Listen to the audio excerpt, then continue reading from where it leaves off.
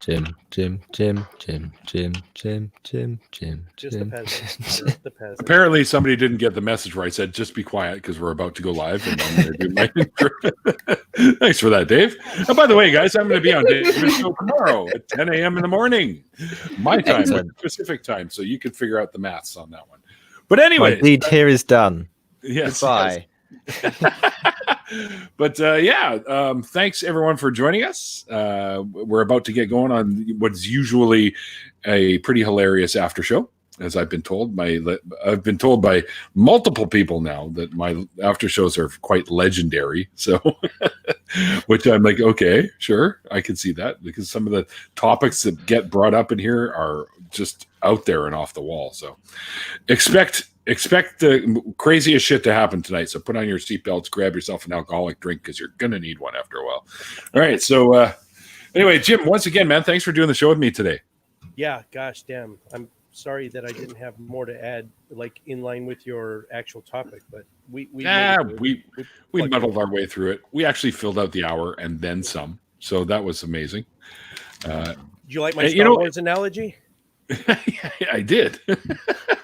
That just came to my head, but it was so awesome.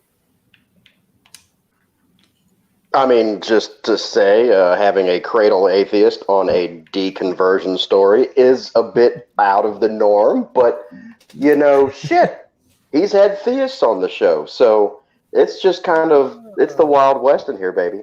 That's right. Yeah, Neil, right. when you Not the first time he's done it. When you have a believer on the show, do you talk about a conversion story maybe, or how do you work it? I've had a few, and they're pagans basically. So they went from a Christianity into paganism. So that's basically what we talked about. Like I've had Ocean Keltoy, yeah, Ocean Keltoy, Wolf the Red, Teatriel, or whatever whatever their name is. I can't remember how it's pronounced, but. Yeah, so I've had people that have gone from a religious, like an Abrahamic belief system into, either Wicca or some form of paganism. So okay, Inquisitive Quandary, I know. Bible Belt Atheist, I think I know. Dave, of course. Catnip, I'm not familiar. Are we all content creators in here? Because I want to write these down, if so, and I want to go and check out their shit. Well, I'm content promoter. Yeah. Okay. Yeah. IQ is the greatest shill of all time. I just built the rig. This is, I think, my first or second after party since I've built the new computer. Oh, that'd be the second one since you built the new computer. Yeah, since I built the new computer. So I am going to make content as soon as I start figuring out what to make. Ooh, I finally got something that I can build on. Yes, awesome. We're looking forward. Time when I remember that 3 years ago, almost to the date, and it was in. Oh, what is that? You're the best, Neil. At what though? Well, if you look at Robert X's comment right above that, Math Pig is stealing your audience, but not intentionally. Then the fucking Math Pig bastard. There's a reply to that. I'd rather hang out with you than him any day. Oh, but Math Pig's awesome. And I'll be on his show tomorrow too. I'm kind of like this much mad at him, but it's okay. Why are you mad at Matt? What could he have possibly done to annoy the great crazy catnip? Well, he only boots you from his streams when he likes you. Oh no, it's not that. It's nothing he's done to me. He went at Tony really hard. Ooh. Tony Designs in his Discord, he went super at him a while ago, and I was like, that's not how adults handle things, but whatever. With those early days when you're still trying to how the formulation of the channel and all the initial things that need to get done, it was a very exciting time. I remember that, and thinking up the name for the show, and I thought, okay, when it finally came on me, my family's here. I'm gonna whisper. Uh-oh. Rubbing one out in the shower. You guys heard that? And the name came to me right after I don't want to. I hear that cleans the shower walls really good too. So. Yeah, but I highly recommend if you're looking for a name or a direction, go take a really scalding hot shower, and stay in there as long as it takes. Don't get out until you thought it up. That's the best. It's the most conducive to creativity, I think. Well, I only take my showers if they're piped from the water straight from hell. So The subterranean pipeline from yeah, if water it's not pipelines pumped from all the way center of the earth, I don't bathe in it. It's not hot enough. Let me do my plugs real quick one more time. Not plugs, but I'm going to be on Mama Atheist tomorrow, Sunday at 1300 Central. We're going to play some more rounds of Quiplash. That was fun last time. Kyle Curtis Part 2 interview on Monday, and Nick from In Time. I heard that sigh. And then Nick from In Time on Tuesday. Those are all pre-recorded, so they'll go out. You know how I do. So, like I said, even though I'm leaving the show, that'll make like 20 videos. So you won't even know that I left for the first month. Anyway, sorry. No. Someone in the audience is Doorknob Head, who's hilarious, just hilarious. Said the catnip bought a shirt printed backwards. How very embarrassing for her. It's not that she bought a shirt backwards. It's that this reverses the image for some reason. Like, as I'm right now, what you see me holding here is actually my left hand. Yet it looks like my right hand. Is it so Hard Rock Cafe Munich backwards? Nope, that actually is forward. Yeah, that one's the right way. Dave's is. I don't know. I have no idea. Right. Mine, it doesn't matter because it's the same fucking thing forwards and backwards. It doesn't fucking matter. Is that an funny Aaron part is t-shirt? Neil explaining how it works. It is. And hang on. And actually, right here, Aaron signed it. Ah. Nice. But it's faded. Is that better? There you go. Oh, I went into my camera settings and flipped it. Oh, okay. Oh, Purple Rhymes with Orange has just joined in the green room. Hang tight, Purple. We'll get to you. Purple's the best. Oh, let me tell you, I forgot to finish my story about Purple in the original show. But early on, we were maybe a year old, and we were talking. We were having trouble getting sponsorship, and he sent me I don't know if he goes by he. I'm sorry to. I think he's kind of fluid. I don't know what his pronoun is. So no offense. It doesn't really matter. You can bro him, bro. Yeah. Okay, but he sent me a Phantom Power for my audio, just out of the blue. Here's a Phantom Power, which is not cheap. And I was like, dude. So the least I could do. I really don't have a lot to. We're still not making a lot of revenue, but. I returned the favor. He was trying to move somewhere in Minnesota, right? Here recently, so yeah, we did that. We contributed to that. So it's a given. It's a win-win. We're all a big family. It's true. If you don't know, they works, or you just use their name. Yep. All right. All right. What do you mean they works? They have jobs, damn it. They work. What do you mean they people? I think maybe we should let Purple in at some point and let us all know the preferred pronouns. And then you'll all know. Well, you can switch me out for a bit. I'll hang tight in the green room. Purple's the person of subject right now, so go ahead, switch me, brother. Yeah, and you're totally messing up on your moderator duties.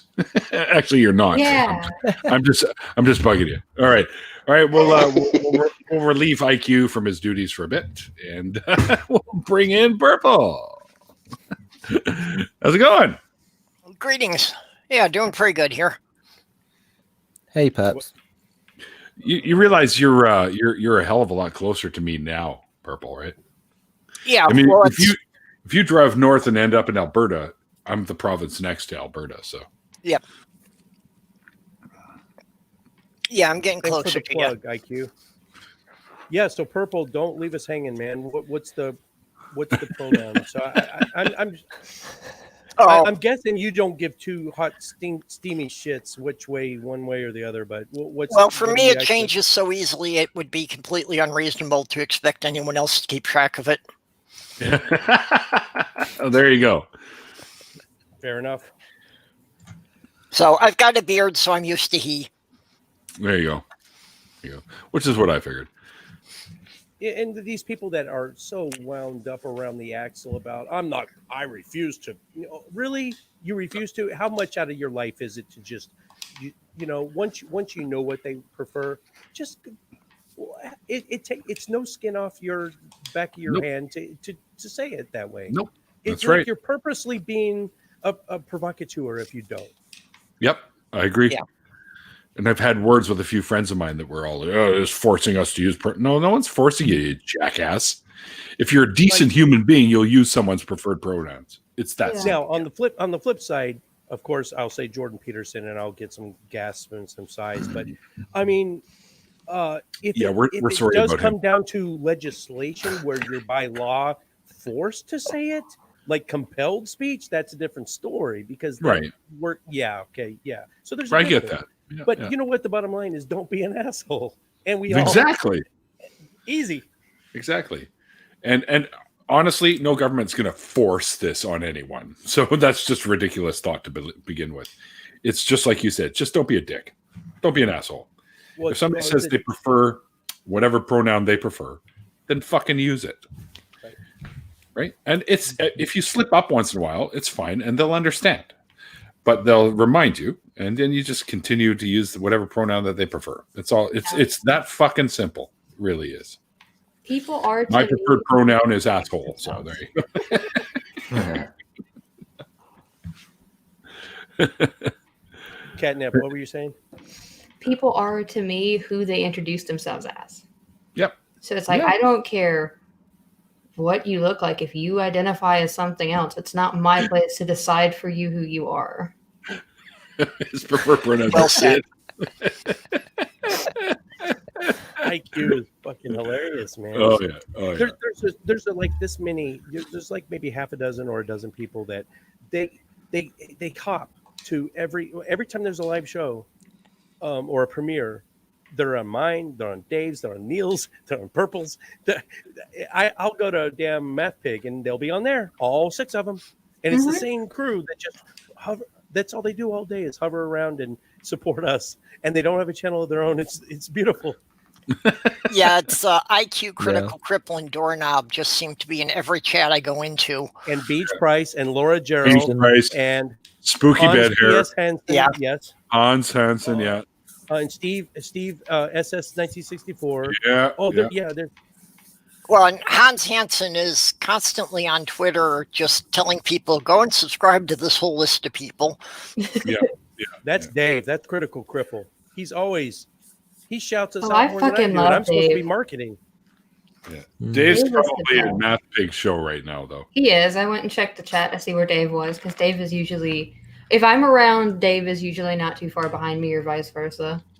Right. You're drinking All a good right. pop too, Dr. Pepper. Nice. It's my favorite. Mine too. What are you drinking over there across the pond, Limey? Dave? Limey.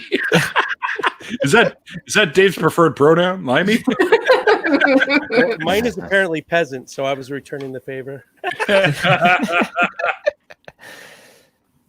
Know your place, mortal scum. Dude, you got a voiceover. Sorry, what was the question? Waiting for you, Pepsi. like for a Game of Thrones reboot or something. He's drinking Pepsi, which is also okay. If they don't have Dr. Pepper, Pepsi is my next go-to. Yeah, me too. Or actually, I really like RC Cola, to be honest. I don't think I've ever had Do it. they even make that anymore? In Canada, apparently. Oh, no. You can buy it in Minnesota here. I see it in the grocery stores. Well, I'm on the East Coast, the southern East Coast. So, You're in the For land those of watching- fucking of typhoons and shit. yeah. I think Hurricanes. UVA is probably the closest one to me, and he's north of me a little bit, I think. Yeah. Well, you see that car right there? That's the car that he bought, so he can get to you in no time flat. Is that live or pre-recorded? He's actually playing like GTA while Yeah, we're talking? he always does that in the games. That's It's so really- cool. Yeah, Forza.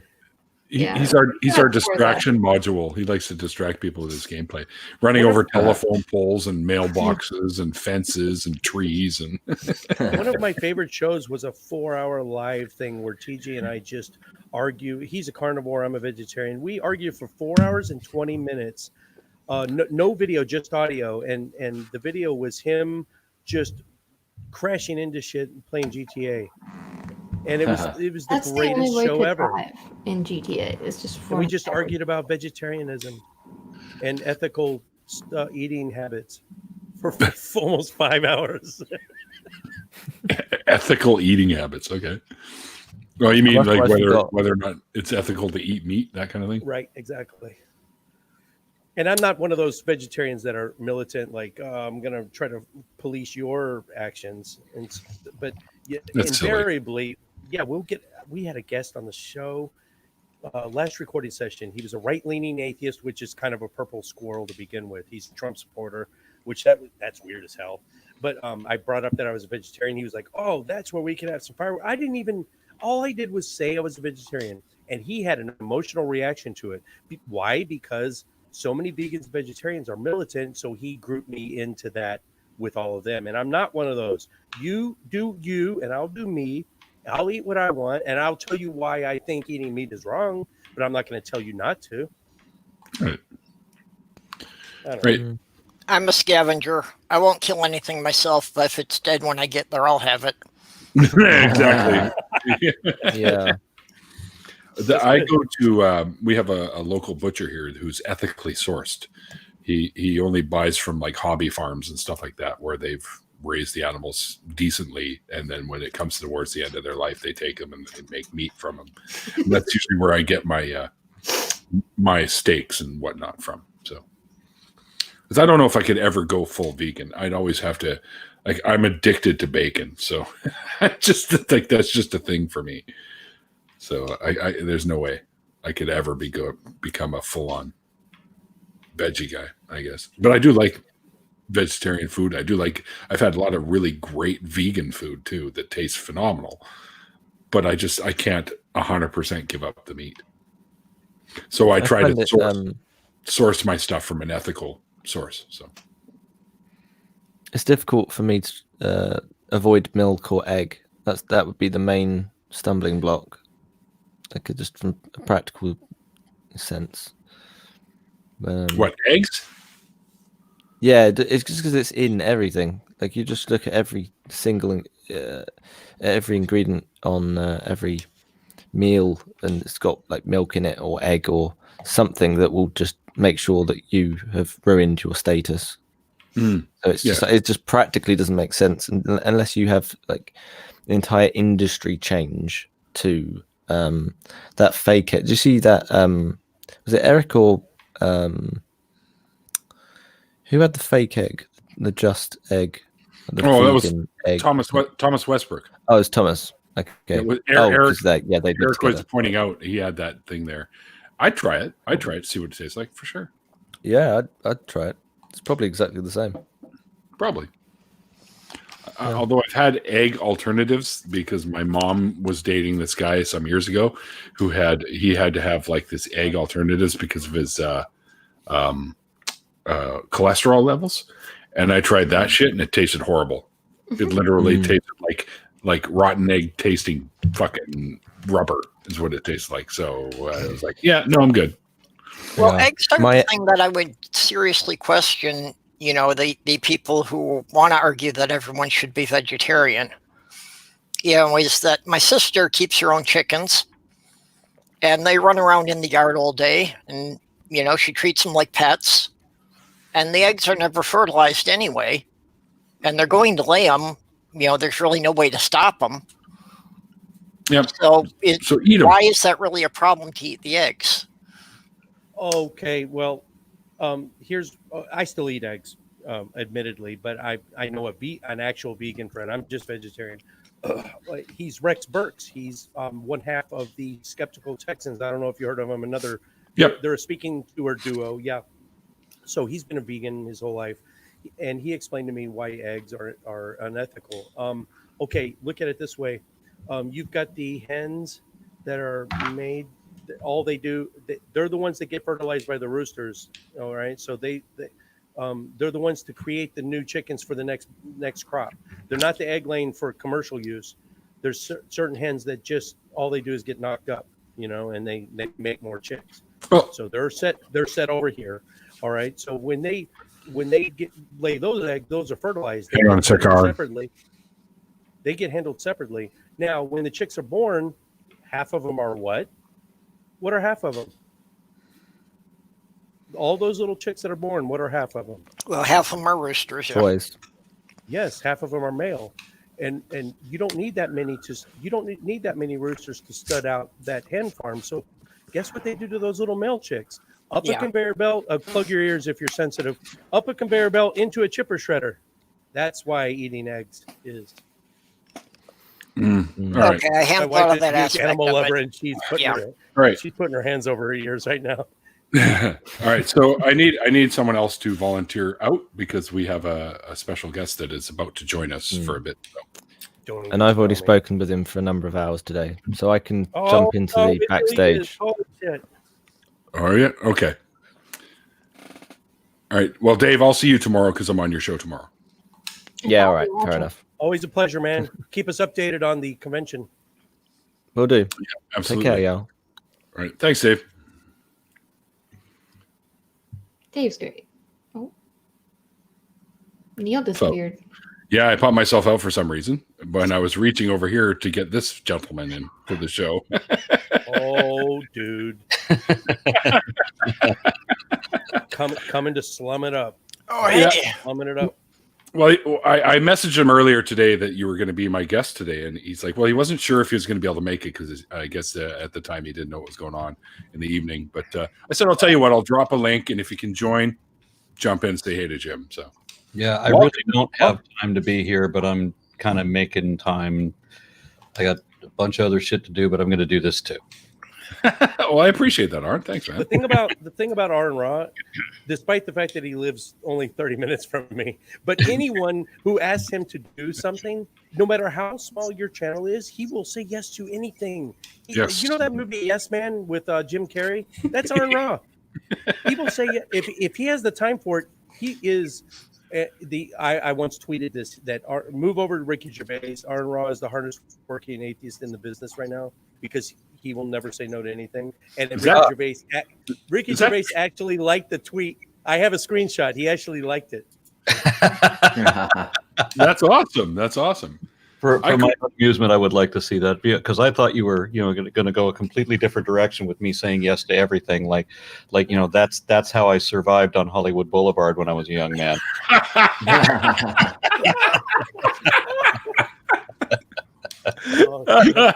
Oh fuck, that's good. Yeah, by the way, every time I get on, somebody asks me what I'm drinking, and right now I'm drinking Black Sabbath. That stuff is awesome. That stuff, I can't fucking find it here anymore. This little place down the road from me had that shit for like months, and I was buying it every other day, and it was great. And they also had the AC/DC one, which was kind of subpar, but the Sabbath one was because they're the best band ever, in my opinion. But yeah, I gotta tell you that the local, I like the local brews for the Dallas or at least Texas. Don't have to tell me. Yeah, and this one, let's see, this is 903, which is a local Texas brewery, and this is called Ogre. And this, let me see if I can find. I can't figure out where the ABV is on, but this should be somewhere in the 15 ABV, 15% ABV range. So correctly. So, we didn't want to come back from the beer store stocking up for the apocalypse. Yeah. As a matter of fact, I highly doubt you were watching earlier, but when I was interviewing Jim earlier, at 7:00 every night here, at least in Lower Mainland, and I've heard from others that it is now spreading fairly quickly. Everyone around here runs outside at 7 p.m.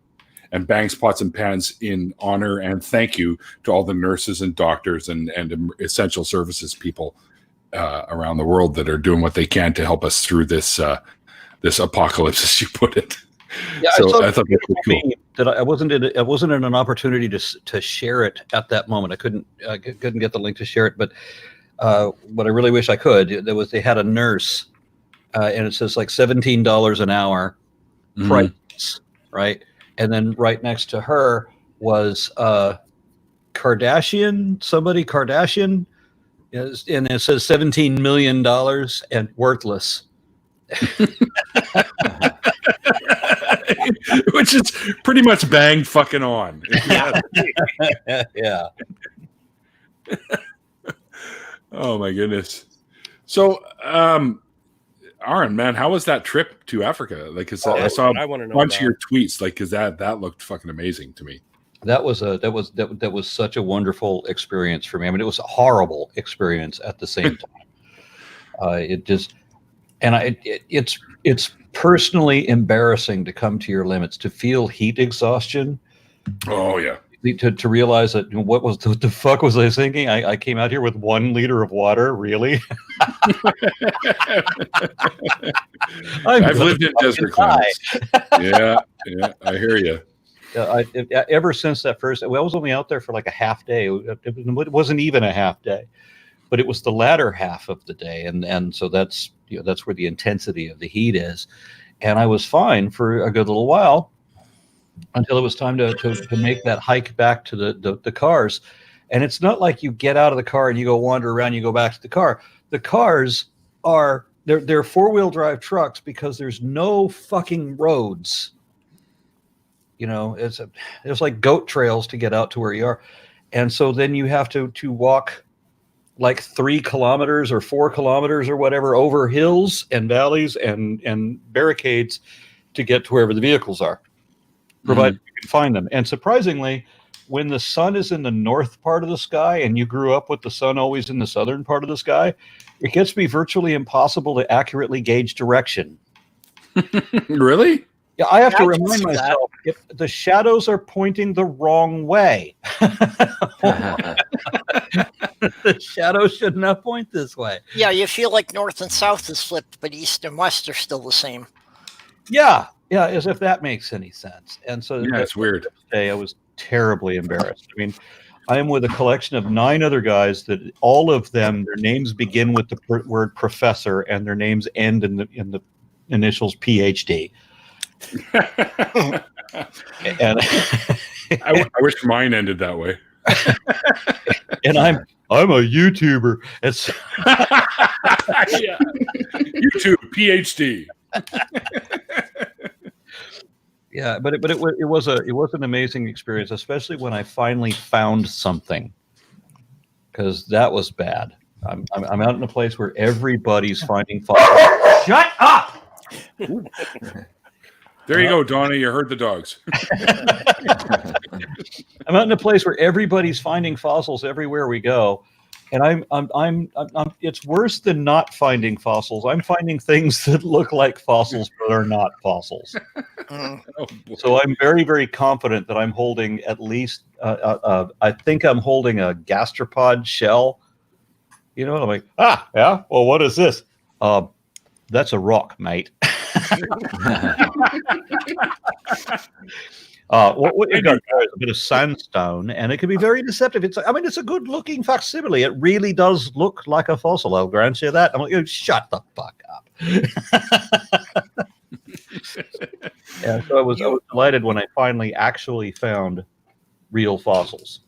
You actually, your crew actually found some therapsids. Is that what they're called? And it actually, were any of them like major discoveries, like something that's going to further human progress? Or the problem is that in order to identify some of these fossils, there's particularities where you can tell whether it's a pariasaur or whether it's a therapsid. So, the pariasaurs would be the anapsids, basically the not diapsid reptiles, but still on the reptile side, or also might be classed as cotylosaurs, but still not therapsid. What the fuck am I saying?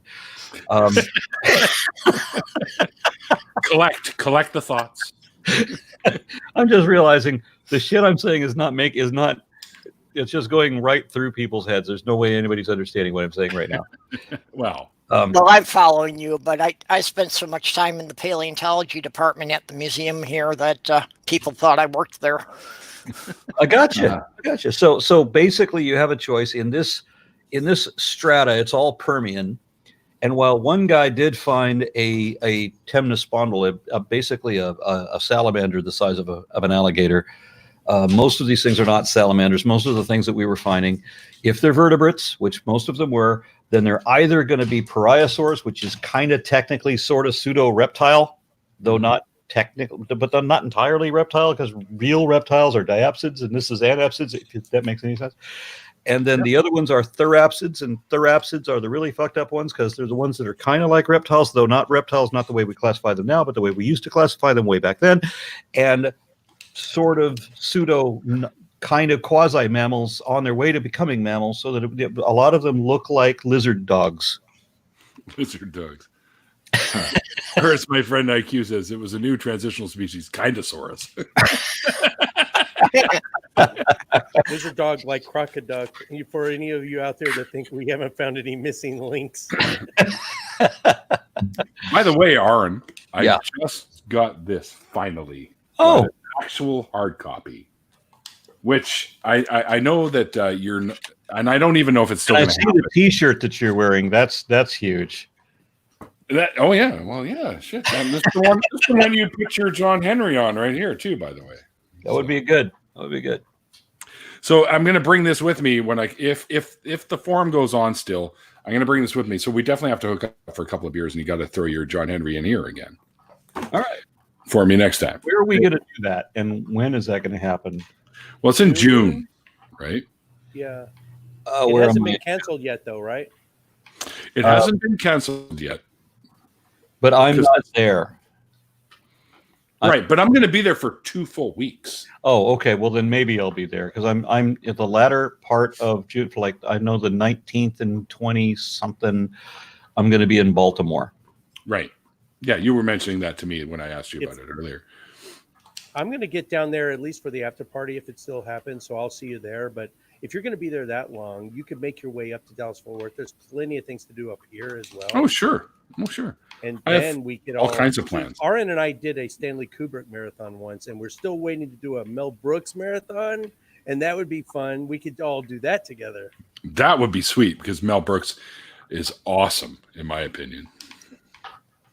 Yeah, that was a good time, by the way, Jim. I really appreciate it. I was thinking about that today. I wanted to watch the Clockwork Orange again. Yeah, Unfortunately, I can't find anybody around me that will sit down and watch Clockwork Orange. I'm right here, baby. And now that you've been learning Russian, you would probably that's cool. Really knowing Russian really helps, not so much with the movie, but the book especially. Yeah, it was funny to me when I started studying Russian and started picking up. Oh, that's what these words came from because I didn't know. You know, golova, which is like your head, and your glazes, with your eyes. Drug is friend. Malchik, Divochka, all that. The Divochka kind of throws me because Divushka is a dateable woman, where Divochka is like a preteen. Shut up! He used to have parrots in the background. Now he's got Falcor, which is like 20 pounds heavier than my Great Pyrenees.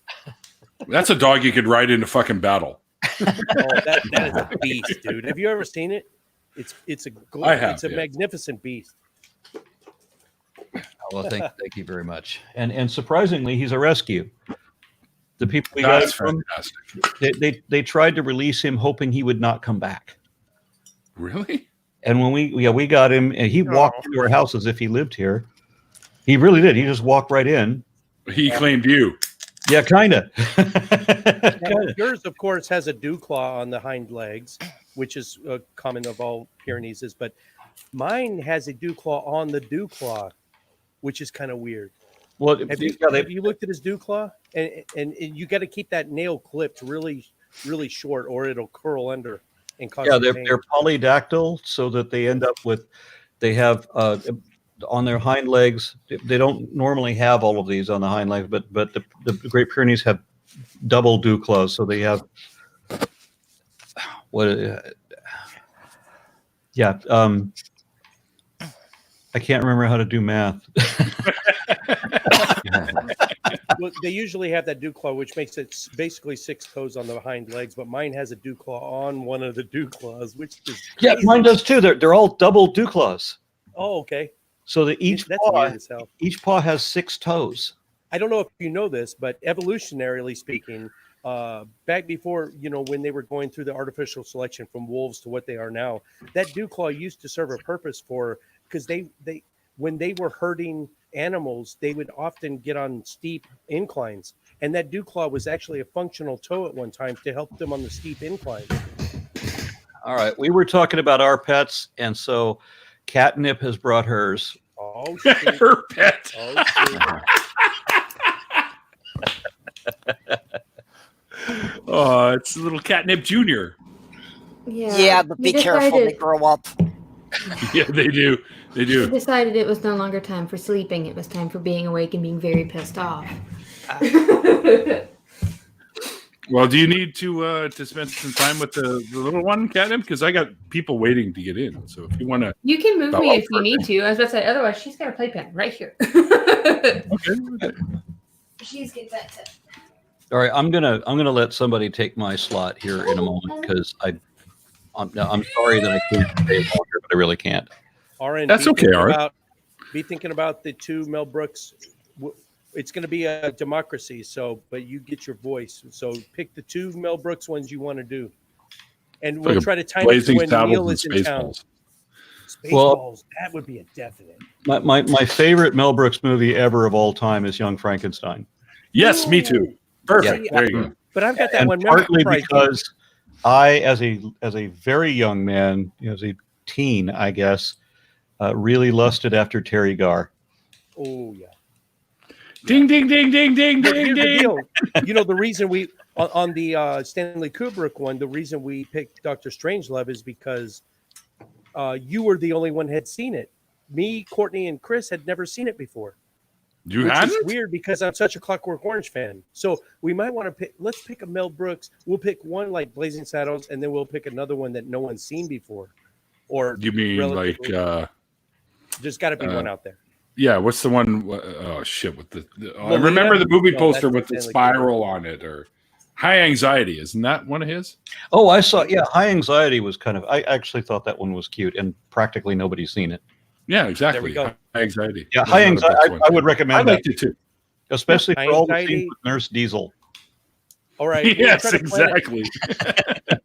We'll try to plan it if Neil can make his way up to Dallas after Faithless Forum. Maybe that might be cool. Or we'll do it down there in Austin if you're available, Lauren. Yeah, well, I don't know if the zombies will have subsided by then or what the situation is, but it all sounds groovy to me.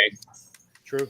All right, man. Yeah, definitely. I think we should all get together when I'm down there for sure, assuming that this is going to happen. And remember, mid-June to end of June is still a long way away, and we may have some grounds that's been covered where they'll open the borders up. Because right now, there's no way I could go to the States. Right now, both Canada and the U.S. have closed the border except for essential services. So, Yeah, well, just tell them you gotta.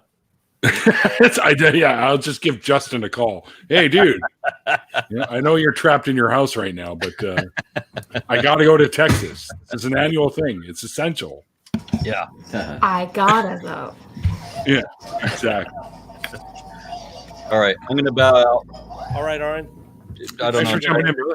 I've never been on one of these that I'm not hosting, so somebody's going to have to drag me out. But good All to right, see- man. We'll see you later. All right. The great Aaron Raw, ladies and gentlemen. the great Aaron Exactly. Raw. Welcome back, IQ. It has returned. That's right. That's your preferred pronoun, right? It. It what and the what the fuck? See, I messaged Aaron earlier today, Jim, because I said that would be kind of a cool surprise if he jumped in while you were on the show, right? Because you guys are like fucking almost neighbors. So It's pretty badass. Yeah. The people don't realize. Do you remember when that Draw Muhammad Day happened and 2 Islamic terrorists got killed? You guys remember that? Yep. That happened like literally down the street from where he lives.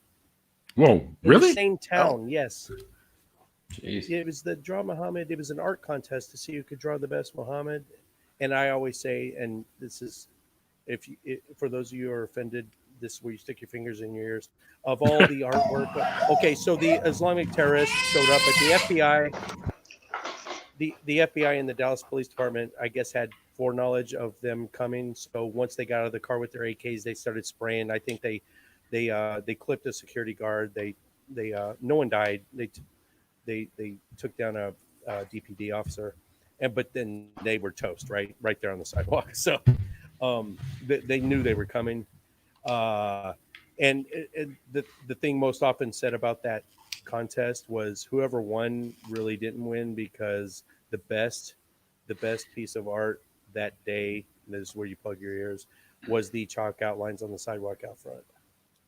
Oh, I know. Yeah. Fucking doorknob head. Fingers in my what? Oh, I misunderstood. Maybe, but it feels good.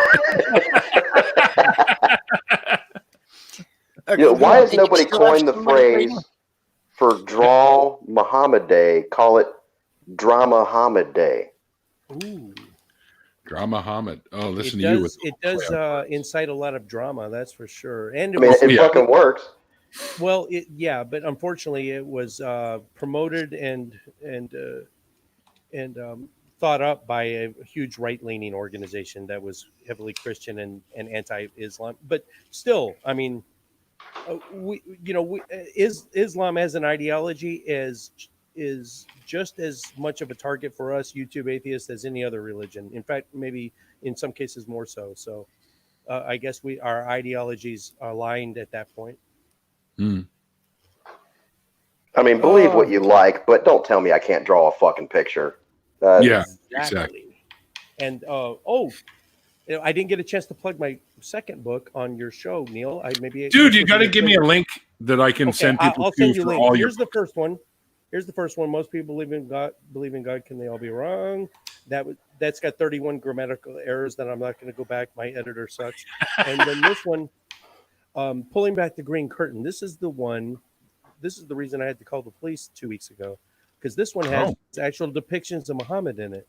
And it's written under the nom de plume Stephanie Chase, but I wrote it. It took 15 months. It's a nice little fat read, but I had to call the police because two people banging on my windows, and I went to the peephole. Of course, I'm locked and loaded. Someone was covering up the peephole with their hand. My next door neighbor is actually a local cop, so I called him, let him go out ahead of time. He did his tactical thing. They were already gone by the time I got out there, but pretty scary. It scared the shit out of my family. Yeah, but I always say this: I got 8,000 subs. Aaron Raw's got 250,000. And we live basically in the same place. So if I were an Islamic terrorist and I wanted to go after a YouTube atheist that goes, because he's got a whole thing on the Quran. Yeah. So he's the canary in the coal mine. If he gets in trouble, if he gets hurt, then I know I need to start seeking shelter.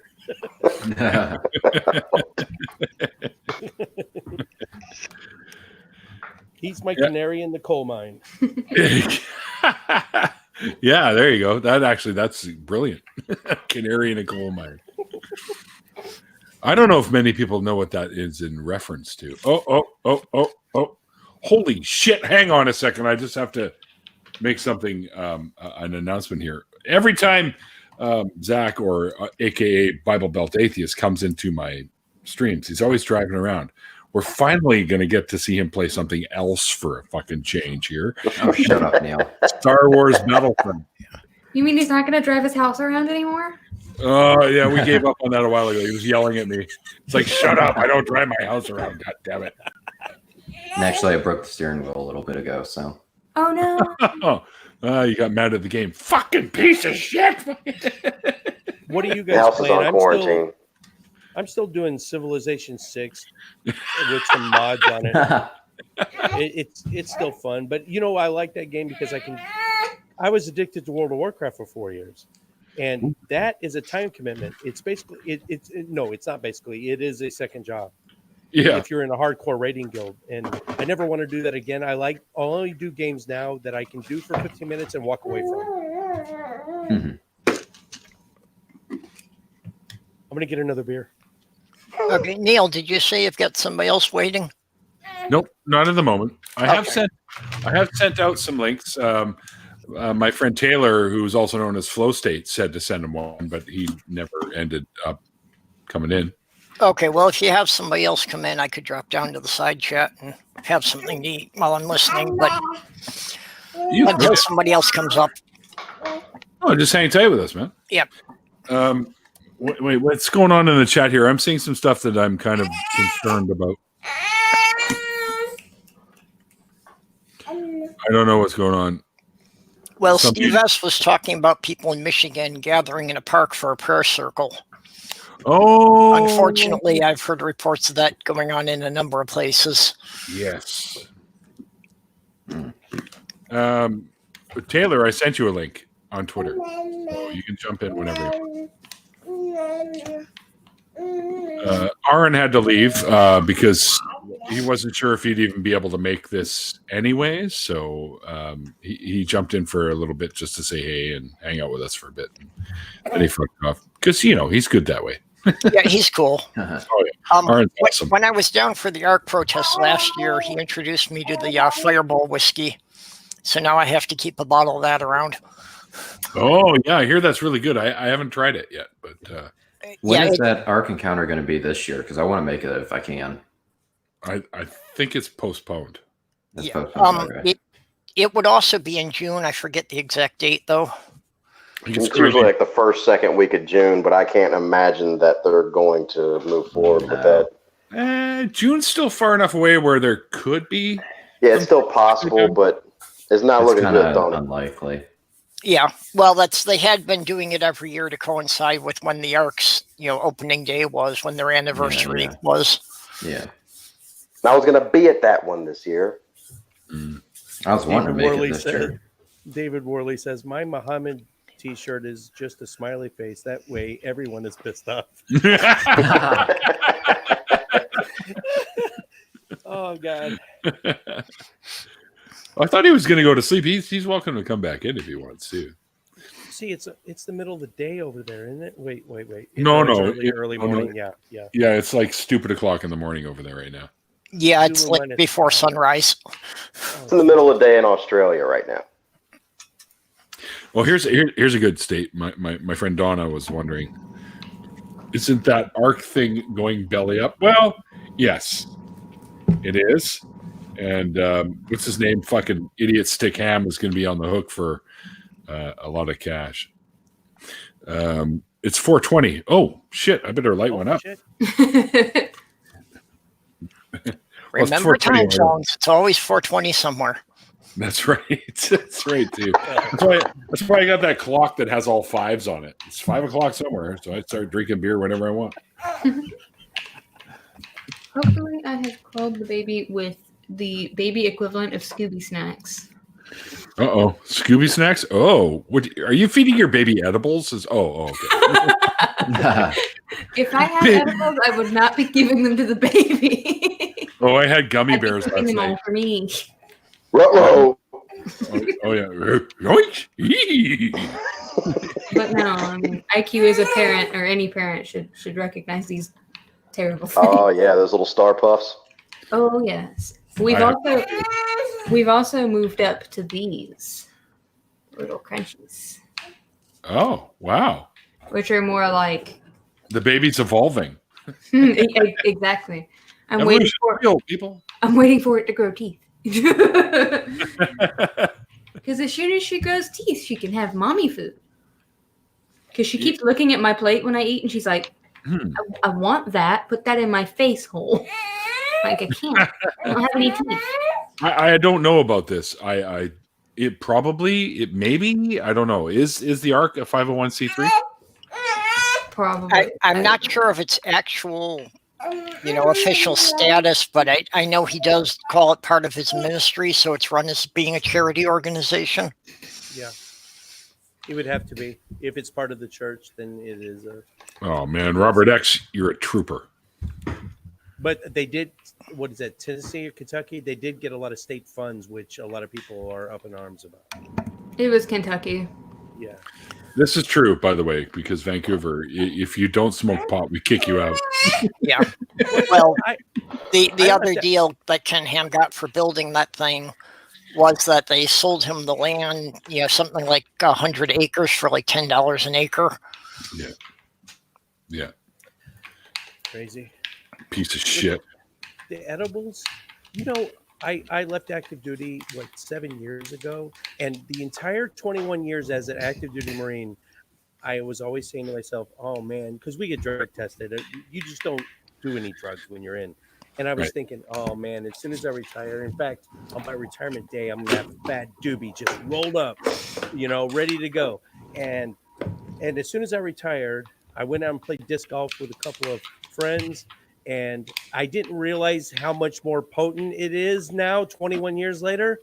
And so I was still smoking it like I did back in the day. And they were like, "Man, you need to back off a little bit, or things are going to go real." And things went really bad. And then Really? we're shooting our discs, and we're walking to the next hole, and I keep checking behind me to see if I'm catching up with myself. Literally, like I'm teleporting, and I think the real Jim Hall is behind me, and he needs to catch up. And I keep checking back behind me to Fuck, they see put if your he's going to catch up to me. And after that, I did it maybe twice more, and I haven't touched it since because I'm scared of it now. Really? He's in the golf cart. Yeah. Hey man, is my driving okay? We're not even moving, dude. Oh, all right. I'm on the other Report, extreme. man. I seem pretty much immune to the stuff. I've only gotten high twice in my life. And I've had people that have taken it as a challenge. My fiance's friends were always coming over with the baddest stuff they could find to try and get me high. And it's like everybody else is floating away, and I'm just sitting there waiting for something to happen. It's true. It's true. It is a lot more potent. Holy crap, that kid's going apeshit. She does that. She goes ham. Also, Purple, I don't know if you've seen her onesie, but it is covered in dinosaurs. Cool. And the parts that cover her feet look similar to your little characters. I'm excited to see what your channel is I going don't remember to what that become. dinosaur is called. I'm slacking on my dinosaur knowledge. And Jim was just giving you some props there, too. Oh, by the way. I'm excited to see how your channel is going to start out and evolve. And Bible Belt, apparently he must live near me because I'm Bible Belt. So we should hook up too, and maybe, see if I wasn't leaving. See, here's the shit part. And I've made so many cool friends in the last 3 years. And the worst part about leaving is going to be, and now it doesn't mean we can't stay friends, but me leaving the show, that is a huge thing because now I'm going to not have that opportunity to interact with you guys. At least on a public level. Bullshit. You can always jump into my after parties whenever you want, Jim. Or anybody that you want to hang out with that's got a channel can just have you on. Yeah. It doesn't. Yeah, you can show up and do guest appearances. Absolutely. Yeah, absolutely. I think Shit, why do you guys? I've already identified another interest to put all my passion into. I'm not going to reveal it until it gets legs up underneath it, but but knowing my OCD-ness, it's going to take up the next 4 years of my life. So I might not be back, but I will still continue. I hope that the dozen or so really true, because Marines, once you friend a Marine, I mean, it's a tight bond, and we're never going to. It's never going to go away. You guys are like the German shepherds of people. Yeah. Or I get a golden retriever. He's like, dude, he is my little buddy. He's always by my side.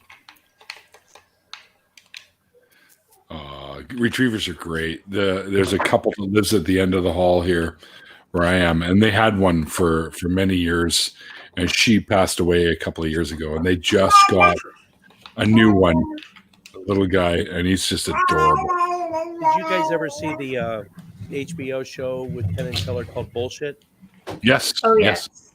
They did an episode once about inbreeding dogs, like pure breed dogs.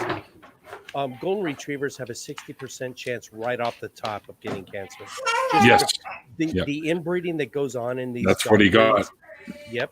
See, it's just a goddamn heartbreaking thing. if you're in the market for a dog, get a rescue and get a mutt. They have, because this pure breeding crap, anything that's pure AKC registered pit bull, terrier, whatever. Yes, They always have some sort of thing. They're genetic monsters.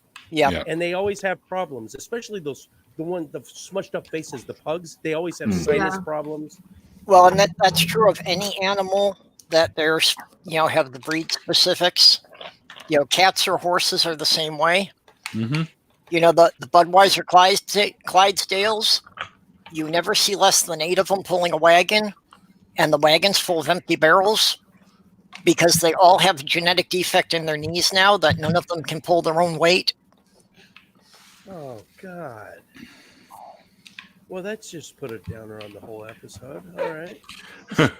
Well, I think, Jim, I'm, my roommate, she's always about rescue animals, and she's gotten many rescue animals that she's pulled in, mostly cats because she's a cat person. I love cats and I love dogs too, but always, if you can, I know it's hard to resist the little kittens and the puppies and all that, and that's fine if you want to do that. But if you can get a rescue, trust me, man, a rescue is like you'll see this animal that has been closed in for so long because nobody seemed to love it. It'll open up more so than it's amazing to watch. Well, and if you go and get an adult animal from the shelter, you can find out what its personality is before you bring it home. If you get a kitten, you're just rolling the dice. You have no idea what you're going to get when it grows up. Good point. Shit. Yeah, all ours are rescued. Any animal, really. We consistently around the holidays, all our gifts are donations in their name to animal rescue and sanctuaries. And that's awesome. Wife, dude. For Thanksgiving, my wife, and we got that. She donated to save a turkey on a sanctuary, and we got a photo of the turkey, and we got its personality, and we had it up as kind of a little a shrine to it. It was a cool turkey. It was really low key, soft, like a soft spoken. Didn't really ruffle any feathers. Oh, I'm sorry, ruffle any feathers. But both my daughters are they're exact opposite of me. They're very like soft spoken, low key. They would never do anything like this. So it was kind of cool. So my friend Donna says a true rescue organization will work hard to find the right fit instead of selling you whatever you think is cute, and they'll take them back for whatever reason. Like a lot of times, people have good intentions and they want to rescue animals. But something happens and they end up that they can't keep an animal because they moved to a place that doesn't allow them or whatever. So these guys will always be willing to take them back, and they'll find a family that the animal's suited for. Right.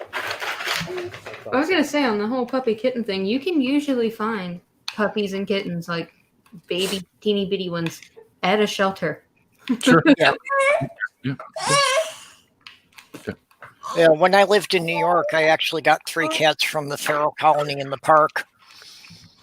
So I'm sure they had been somebody's pets at some point that had been abandoned in the park. And getting them to trust people again was a bit of a chore, but well worth it. That's awesome. I'm transfixed on the. Is he still playing Star Wars up there? Yeah, he is. Yeah, I don't know. He chose a stormtrooper. They can't hit shit, so I don't know why he chose a Well, I'm playing you with would the think First Order, stormtroopers so they're human, right? Stormtroopers are human, but they're like they're not given. They grow up from birth with no sense of individuality or personality, right? They're all just like Finn. No, aren't Finn they clones? was a stormtrooper. Aren't all the No. stormtroopers No. Stormtroopers are humans. Finn was a stormtrooper. Finn in episode 7 and 8. When he left, he was a stormtrooper that woke up. He saw that he was on the wrong side. Yeah, I've seen all the new movies. They're grown from birth. I've seen all the movies. Cool. Indoctrinated into the Empire. Indoctrinated. They are. They're He's indoctrinated into using that some form of them there government. atheist type words.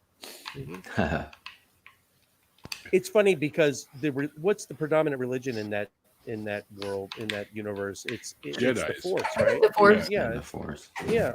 Well, yeah, the Sith and the Jedi, but often you see like physical, no shit, uncontroversial displays of that religion at work, and people still don't believe. There's still atheists like Han Solo who's like, that's all bullshit. But they see that you can. If I saw someone force choke someone from across the room, I'd be like, there might be something to this. You're right. Yeah. Right? You know, it's funny because I remember being, a young adult, will say, after seeing the Star Wars, and I remember lying on the couch watching TV, and I'd be like doing this, trying to get the remote to come to me, like Luke. Like Luke in the cave with the Wampa or whatever the fuck it is, and he's trying to get, and I'm like, come to me, TV remote, come to me. It never worked. Well, you hear what happened when the Enterprise beamed down a group of red shirts to a planet with stormtroopers. Donna, I don't. Stormtroopers missed every shot. The red shirts died anyway. Yeah, that's right. Yeah, that's right, dude. That's a great meme. The red shirt's all like this, and the stormtrooper. You can see the shot going over his head. It's hilarious. I'd love one, Donna, but unfortunately, I have well masks at work. I've got respirators. But of course, I have facial hair, so none of the masks actually work. Okay, if you have facial hair, none of the masks are going to protect you. Yep. No. All this is coming up on 30 March and starting my new passion that I will not disclose until later. Yeah, Slothro's been doing a charity thing of making masks that she's sending to my sister for the care home. Well, that's what Donna's doing too. She's doing Star Wars themed face masks. So that's pretty cool. Yeah, but it's gotten to the point now that we can't find elastic anymore. Every store sold out of it. We can't even buy masks here anymore. Well, we couldn't buy masks here a week ago. Now we can't even buy the materials to make them. Jeez. Unless you want to patronize Hobby Lobby, which would be a quandary. An inquisitive quandary? An inquisitive quandary, yes. My name was well thought out. It covers a lot. You need Alaska, but only Hobby Lobby has it. What do you do? That's more a paradox than a quandary. It could be both. Is dye the correct answer? Because it's probably what I would do. Can you still find underwear? Yeah, exactly. Can I get elastic from something else? How many of you still eat at Chick-fil-A? That's the question. Yeah, I have some underwear if you need some, by the way. So okay. On the other side of the spectrum, you cannot get masks or nitrile gloves at Harbor Freight because they donated them all to hospitals. Yes, which is good, actually. Hell yeah. Right, because honestly, if you're out there and you're touching door handles that other people are going to be touching or whatever that other people, just remember to wash your fucking hands. It's better than that stupid fucking shit that people are using the what do you call it? Sanitizer.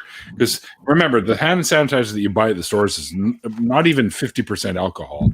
It doesn't really work on viruses. It works on bacteria, but not so much viruses.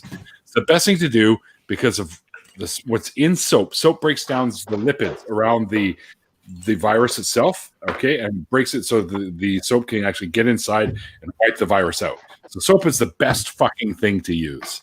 So when you're out and you're not just that, just wash your hands. Surfactant. Well, surfactant. The surfactant is an antifoam, by the way. Surfactant it decreases the surface temperature, decreases the surface tension of water, allowing it to get in there and dislodge it from the surface, whatever you're cleaning. Yeah, but the soap itself, even without surfactants, will do that anyways. It breaks down and then it makes the virus easy to slide off your hands when you run it underwater. So there we go. Yeah, soap is the best thing to use against these viruses. The best It thing works is to the be a best. YouTube atheist that spends all your time sitting, cat assing it right here in your chair, not anywhere near someone, and just editing videos for 12 hours a day. Yeah. That's the best. That's the best method. Just keep away from all these other motherfuckers. That's all I can tell you. There's a big ball of hydrogen outside. People tell me I haven't seen it in weeks. I heard. Yeah, I heard it's out there. It's really orange and bright yellowy, kind of. I hear. Yeah. Yeah. Of course, I live in Vancouver, so most of the time it's behind clouds, so I don't really see it all that often. We're also known as Raincouver, just so you guys know that. I tend to avoid it most of the time. When it comes out, I go to bed. What's just north of Seattle? What is that city? That's us, Vancouver. Yeah, that's Vancouver. So I've been there. I just now realized it. And so first and only time I went to Canada, it's my ex-wife. I met her parents up in Seattle. We took the ferry across Puget Sound, and her mom had to go. For some reason, is everything cheaper in Canada? Because she went across the border to go shopping for milk and eggs and bread. So it used to be the other way around. That was my only time in Canada. Oh, she took a ferry? You guys probably went to the island then. Well, we took a ferry to their house in Puget Sound, but to get across the border, we drove.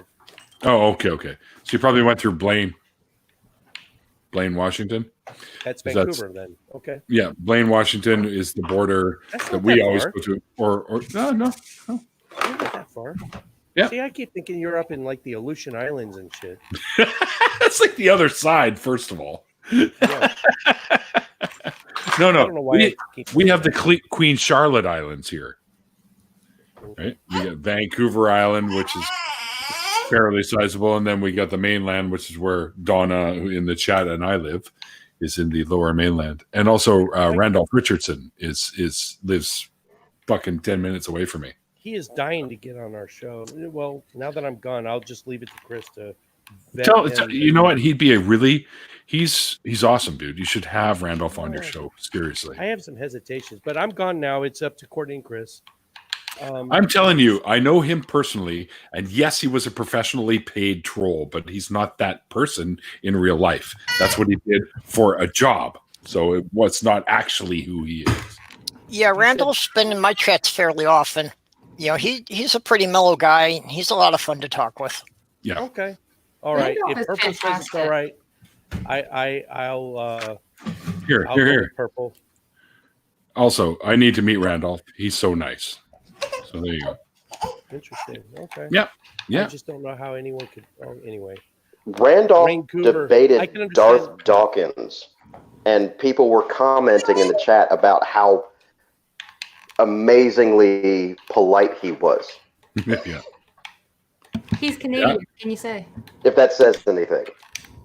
Yeah. Sorry about that. Do you find that some people have I don't want to say two-faced. That sounds like a pejorative, but some people have two personas, like an online text persona, but then when you talk to them on a chat or in person, that they're like two different people. Sure. Oh yeah. That's crazy because how I am, like if you were in my house right now, dude, I'm gonna be the exact same fucking person. Yeah, that's me too. There's no change in me. Yeah, I'm the same guy on every platform. That's just me. Right? I don't get it. I don't see a point in being someone else. He did it because he was being paid to do it. There's a difference, right? And he's okay. I know this will come off bad, but sometimes for those of you that don't know, in Twitter, we have little chat session. There's little groups in Twitter just for creators, and I'm in a few, and he's in some. And some of the things he says, I don't know, man. I still need to kind of check him out a little bit. I'll tell you right now, I know from personal experience because I've known Randolph for years now, and he's a decent human being, dude. He really is. Randolph definitely is good people. I'm getting the cutoff. I'm getting the cutoff signal from the family. Okay, well, it's time for me. Well, we've been a pleasure. We've been over an hour already, so yeah. Neil, is she sharpening a knife in the doorway or swirling a bucket of ice water? Something very similar. You'd be very, you would. Okay. You're very close. You're closer than you think. I'm a married man. I know the Signals fan. All right, ladies and gentlemen. So 30 March is my last show. We have, like, by that time there'll be 20 videos left to go out, and they'll be spaced out over 2 to 3 days as normal. So you won't even know that I'm gone. I don't think it's a big deal that I'm leaving. Chris and Courtney can take the show from there. I'm pursuing other interests, and by summer I'll know if I'm coming back. So Atheist says you're still around. For those patrons and people that want to super chat, it's not going anywhere. Don't worry. I'm gonna just go do something else for a while. So Well, It might not seem like it, but we'll know you're gone. Jim, I really hope that we get to see you again and making content, or at least being a part of our community, dude. Because it's not going to be the same when you're gone, dude. It's just not. Thanks, brother. And I Yeah, really at the very least, stopping in from time to time to let us know how you're doing. that I can do. Purple, I will do that for you because I love you, man. Listen, Neil, I'm serious about if Faithless Forum does happen, I'll get down there for the after party. At the very least, if you can't make it up to Dallas, I'll have a room. You, me, RN, and some select few people. We'll do a Mel Brooks thing in the hotel room. Fuck yeah, dude! Marathon, yeah. Okay, I'm down for that. You know that 100%. That'll work. That'll be badass. Oh, it'll be awesome. Okay. We'll see you guys. All right. Thanks again, Jim. Hey, Jim. Yeah. It was a knife. In the study. What are we playing Clue now? Like, I don't understand. So I do have a spot. Flow State, who was bugging me earlier. If you want to come in, man, now's your time. Because the guys I usually hang out with Saturday night are decided that they're going to be fucking shitheads and lie in bed all night and not drink beer with me. So fuck them. I've got all night, and I've got an entire. I've got a 15-pack of beer, and I'm only 6 in. So So we've got we've time, got- is what I'm hearing. Yes, but I tell you what I have to do. I have to pee, and I'm going to go have a quick smoke. So you guys talk amongst yourselves. Me and I Right on. keep it going. Well, for the most part, I wasn't too worried about going out, but I did stockpile ginger ale and a case of whiskey. Perfect. Nice. All right, I'll be right back, you guys. Yep. I don't want to be out front spying on you guys on my phone, and there being no talking. So somebody come up with something like even if you're just poking fun at Zach and how shitty a shot he is. Okay, there isn't anyone waiting in the wing that you need Well, to no, know before you go. Okay. No one's Neil, y'all waiting. don't have to poke fun at my shit shot because I know I'm a shit shot.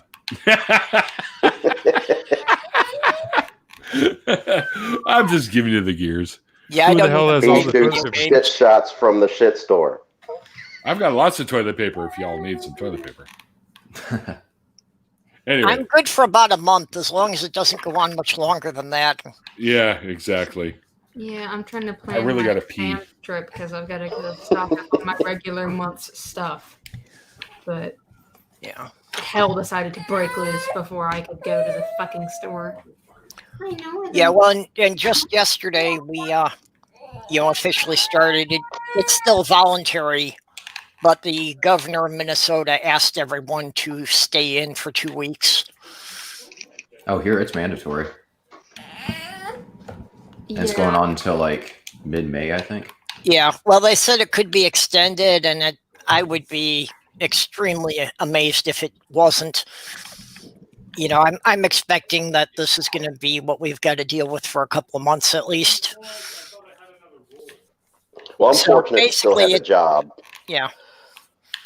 There's a Basically, lot they of said people out of work it's okay right to now. go out for groceries or for medicine, but other than that, they want everybody to stay home. Yeah. Well, my husband's the one that works, so he leaves and I haven't left our house in probably 2 weeks. That's normal. My life has changed next to none. Because of this. See, they just kind of suggest we're just going to have to suggest you guys stay inside, all the time. You can go out for this and this. And then you got everybody who is just scared of being an introvert for a couple weeks. And they're like, I've got to go out and run. I've got to go get into the sunshine. And I'm like, no, you don't. No, you don't. I'm like leaning out the window, yelling at joggers like, fucking go home. It's good for them to go out and get exercise so long as they're not doing it in a fucking pack of people. Well, one problem I'm having is because of the move, I've still got an out-of-state driver's license and out-of-state plates on my car, which technically I can get a fine for. Courts. Yeah. Groups of people playing basketball. I'm like, what the fuck is wrong with you? Like, go home. Yeah.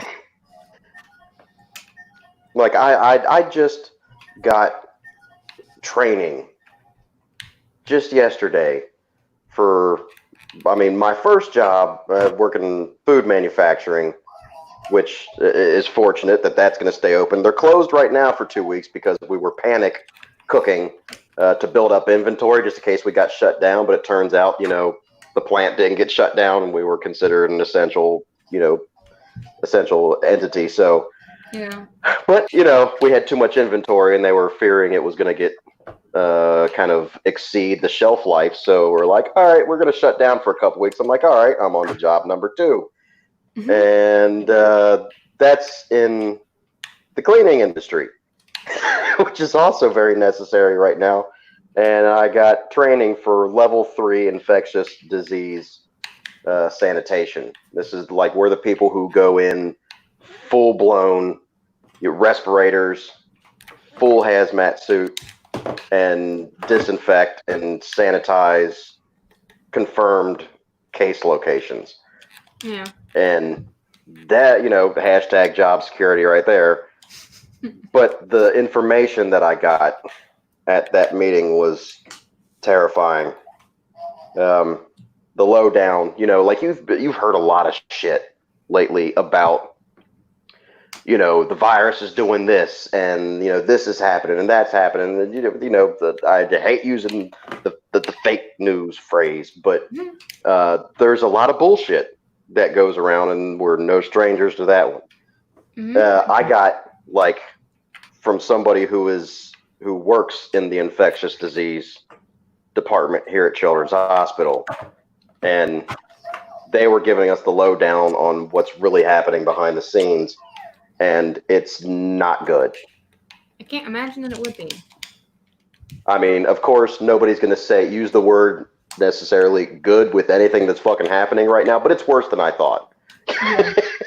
It's terrible. We heard that it's airborne, and a few things got floated around. Things been floating around with that for weeks, and given the N naught value of this virus and how infectious it is, you would suspect that it's airborne, but no, it's fucking airborne up to 6 hours. Somebody can just be talking, laughing in a room, and they don't even have to sneeze or cough, and it can linger in the room for 6 hours. That's a fucking game changer. It really is. The only person who comes in and out of our house right now is my husband. If we've got shopping that needs to be done, he does it as quick as possible on his way home from work, if he even had to leave the house to work that day. Because they've been trying to get him to work from home, but it's a mess. Then those Lysol wipes, it says that they work. They don't work. They don't kill this virus. And it's everywhere. It's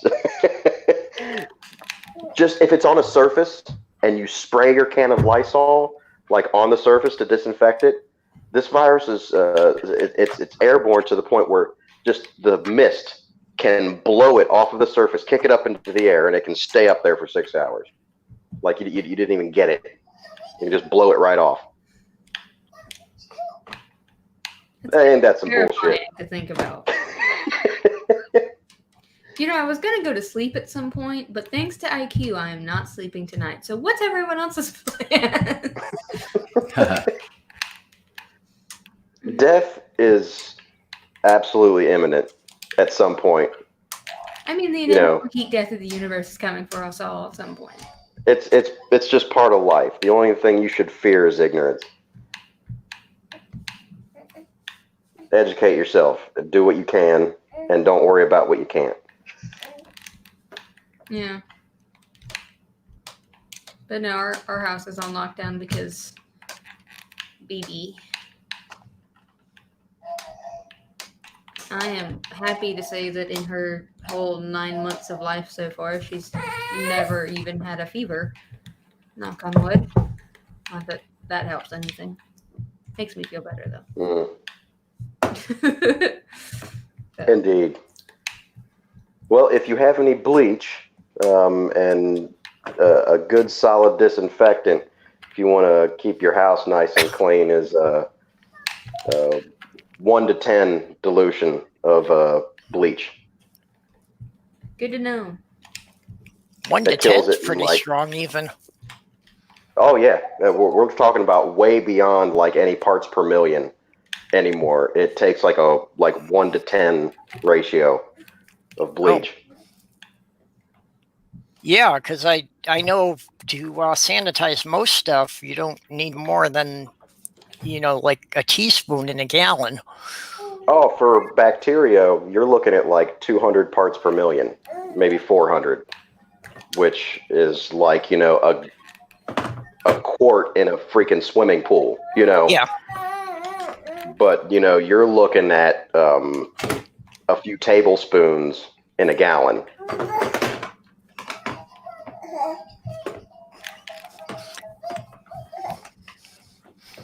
Yeah, well, I used to do closing at a Subway, and that's where I found out about all that stuff as far as the parts per million of bleach that was enough to, kill any foodborne illness.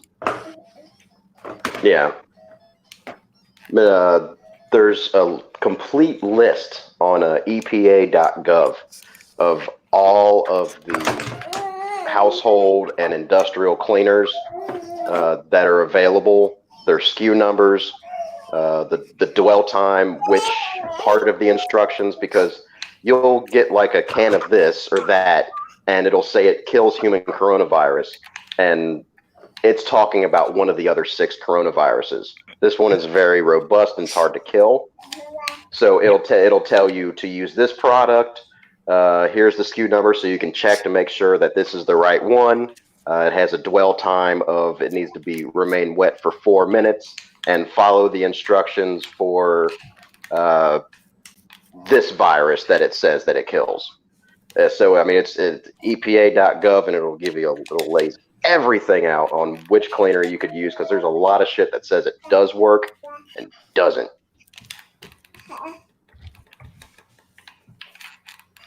Gotta stay up with the knowledge, because there's a lot of bullshit out there, and people should be staying safe because the numbers are rising. Yeah. Yeah, I know that there's a lot of stuff making claims, and just I didn't realize the virus was quite that durable. It's proven to be Doing your job pretty durable.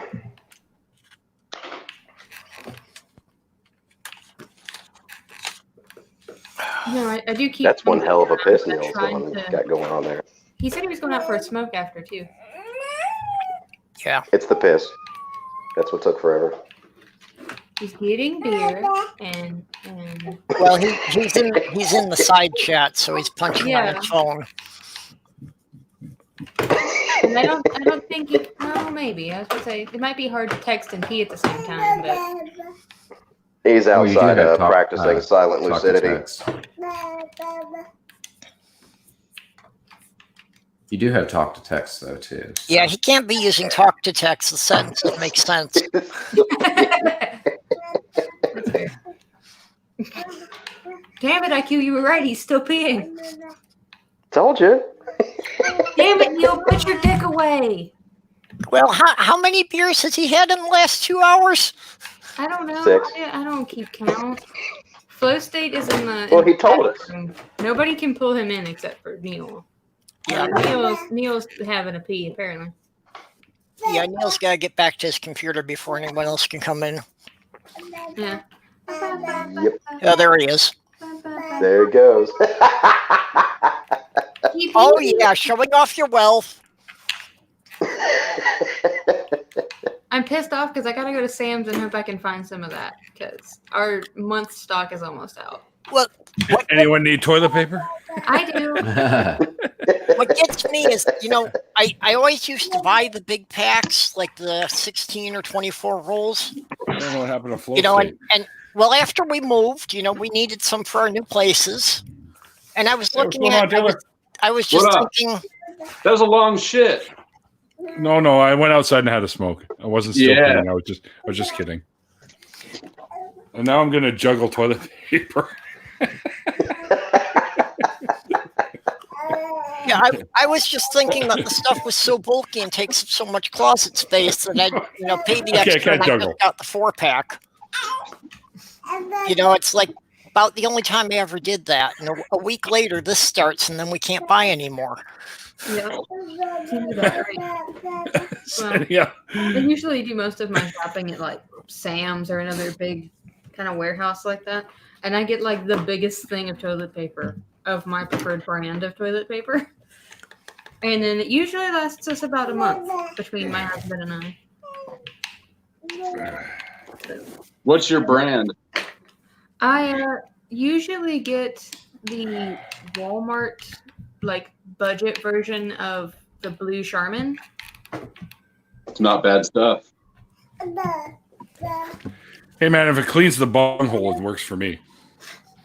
I'm picky about my toilet paper. It's got to be at least fucking double ply. I like the triple ply stuff myself, but that's like luxurious and like super expensive. That's like wiping with a towel.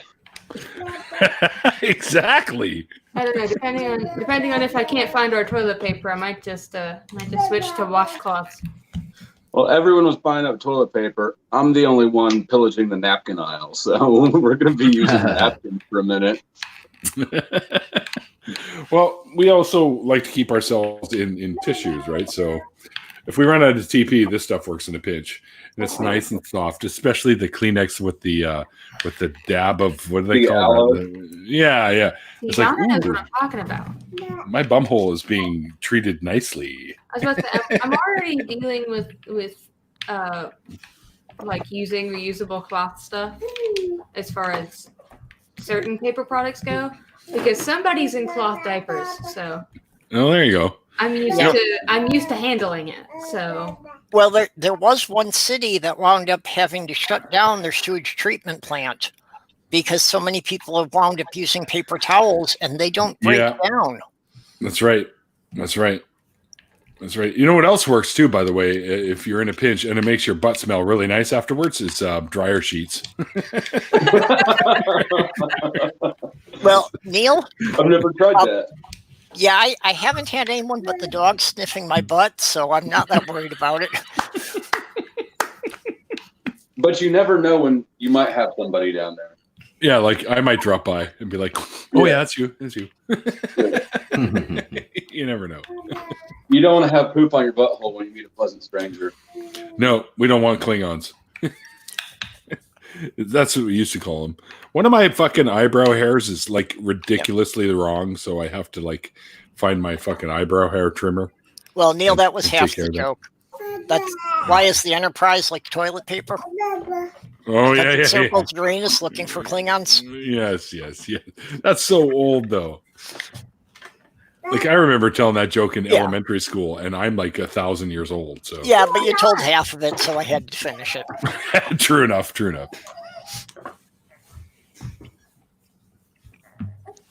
Taylor, you look like you're in a different location. Are you in your garage? Yeah, we moved, so I've got a garage now. He's in town. Oh, that's right. I haven't set up anything in the house yet. Okay. Right. So you're sleeping on the floor, it sounds like. Oh no, the bed's set up. Oh, well then you lied.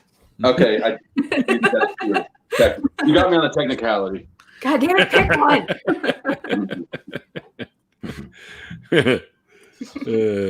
Yeah, it's taken me a while to get my stuff set up, so I'm still sleeping on a mattress up in Sloth Girl's place. Just a mattress on the floor. Are you I'm trying to, like a futon type mattress, or just my regular mattress, but I'm just trying to design for the space here and I'm building out an entire wall of storage units. So the 15-foot wall of the living room, and then it like comes to a 60-degree angle, and where it comes to that angle, then I'm gonna have a 5-foot desk. So I gotta tell you, Catnip, that little human ears is pretty hilarious. Yeah, she's a trip. is this your first one? She is. You should see her with her daddy. Those two are a mess. What the hell happened to Taylor? What the fuck? Yeah, I actually learned an awful lot, from watching babies, and especially through the toddler stage. Her favorite game to play is Eat It or Yeet It. If she can't put it in her mouth and eat it, she throws it across the room. Eat it or yeet it. I think that needs to be a thing. Eat it or yeet it. Like that could be a game show. It's almost like it kind of reminds me of the old was it Fear Factor, where they dared them to eat like elephant penises or whatever the fuck it was they were making them eat and shit back in the day. Ah, yes, elephant dick. My favorite. Yeah. Interesting fact about elephants and their dicks, by the way, is elephants are so big that when they mate, their dicks are literally like remote control. They move themselves and they find their way in and get to the zone, we'll say, where they have to procreate. So yeah, so they just kind of oof on top like this, and then the dick takes over and finds its way in. It's bizarre fact. It literally has a mind of its own. Literally, it gives a whole new meaning to the little brain over the big brain, right? The little brain wins every time with me, but yeah, well, there's that Australian mouse that the little brain takes over, and it literally continues until it's at the point of killing itself from exhaustion. I've been there. The males literally fuck themselves to death. Wow, is that even possible? Apparently, I guess it could be. Yeah. It's like they just hold on to the female and they keep going for like 15 hours until they so burn themselves out they can't move and they die. Holy shit. 15 hours. Yeah. It's not even fun after the first hour. I make it to 15 minutes and I'm amazed. Yes. Good Lord. Look, if you don't consider sex amazing exercise, you are doing something wrong, my friend. Exactly. That is a fucking workout. Donna says she'd die after 15 hours. Yeah, I think so with your partner. Because we're not mice. So 15 hours. It's like I can't even imagine that. Like for 15 hours? No. Well, and I'm wondering about the females, because the females will do this with like 4 or 5 different males. Use a hoe. Little mouse hose. That apparently 15 hours of sex can't fix. We're being serenaded by Catnip's baby right now. Yeah, you're going to have to give the little one a handle so we know what to call it. Well, I've just been using her name. Donna's like, fuck that, I'm done in 5 minutes, that is. Yeah, me too.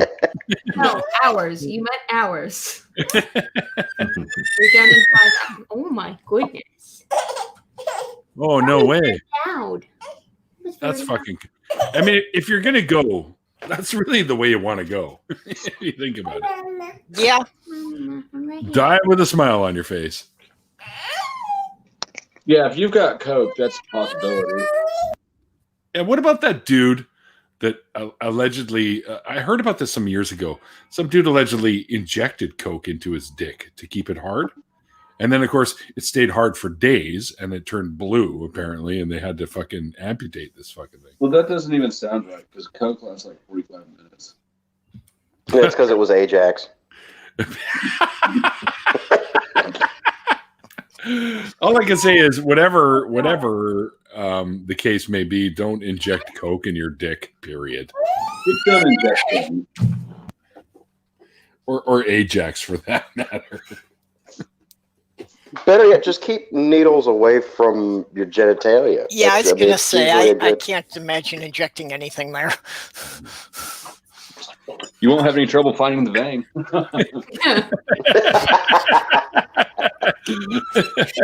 Nurse be like, "Doctor, we got another case of Coke dick." Yes,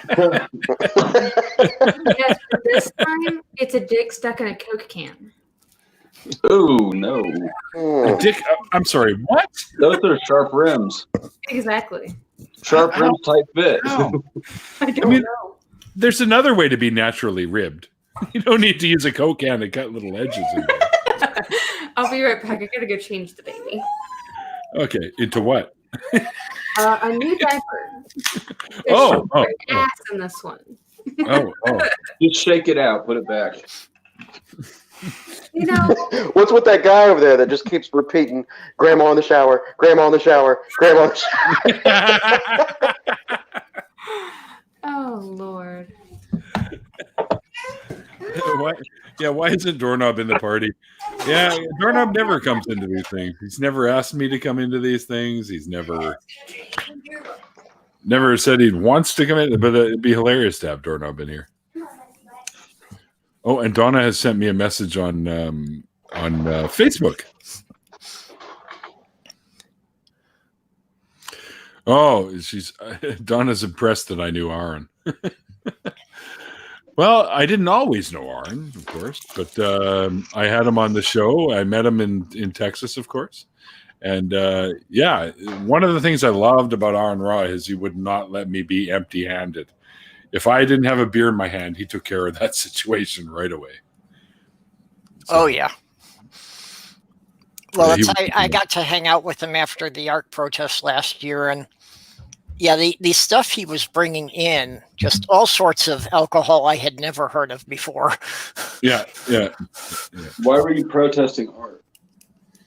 Because it's fucking shit and The lame ARC. and bullshit. The ARC Park guy fucking fleeced the entire state just to build this thing. Oh, it was taxpayer funded art. Exactly. Okay. Yeah. And it's failing now. Like nobody goes to this thing anymore except the same old repeat customers from his fucking. Yeah. It's just like that thing should just come down. Okay. Like we know that the global flood never happened. So it's just a bunch of bullshit. I think it did happen. After the last ice age? No. No. There is completely. The only time that the Earth was ever covered almost completely in water. I mean, was not completely, literally. but significantly. There was which is a lot of people are suggesting that they may have got these flood stories from this event, which was quite some time ago, older actually than the alleged flood.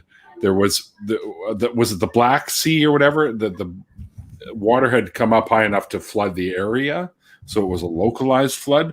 But of course, to people back then, that was the world. So that's where they figure some of these stories could have come from. Well, another thing that possibly even the story of Atlantis might have come from was that like 10,000 years ago, the Mediterranean Sea actually dried up because the Straits of Gibraltar had closed up. So actually, and they when they look at the seabed of the Mediterranean Sea, they find that it's actually like gone almost completely dry like 7 times. And then the Atlantic Ocean breaks in again and floods it all over. Yeah, I mean, I can go outside and find seashell fossils here in Kansas. So, I mean, at some point there was water over more land than there is now. Well, yeah, especially Kansas, that, you know, back in the time of the dinosaurs, there was a huge sea that covered basically half of North America and split it in half because there was a shallow sea that went right through the center of it. Mm-hmm. Never knew that. Yeah, so that's why you'll find, fossils of marine life all over all of the plain states.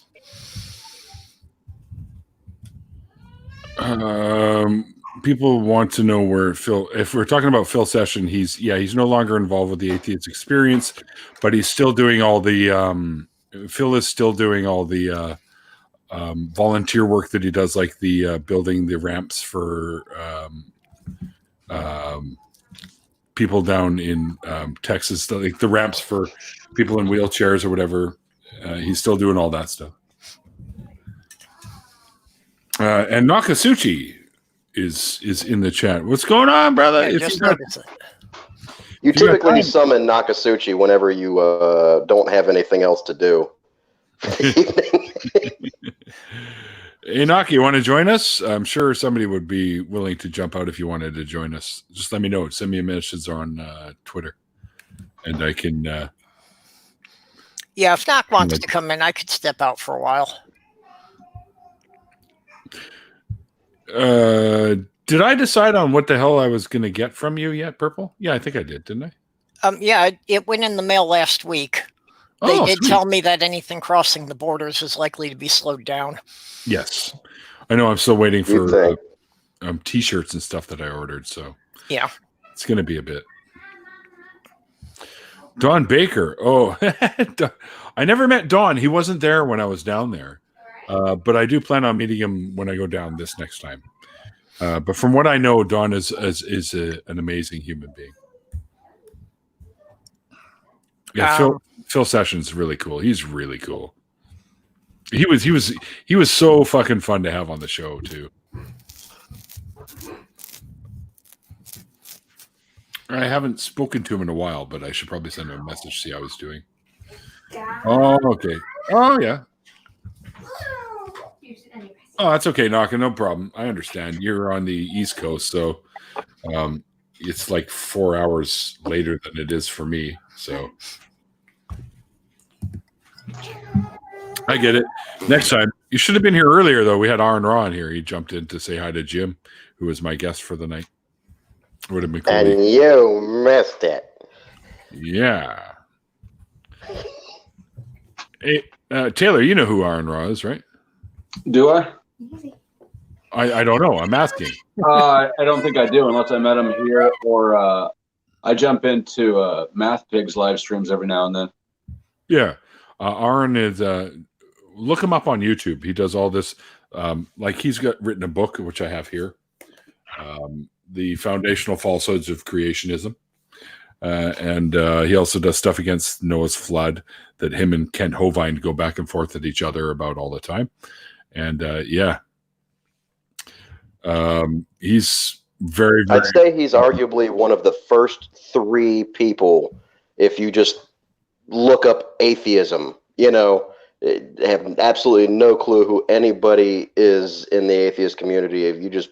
He's one of the first 3 people to pop up, and that's Matt Dillahunty, Seth Andrews, or fucking Aaron Raw. How do you spell that?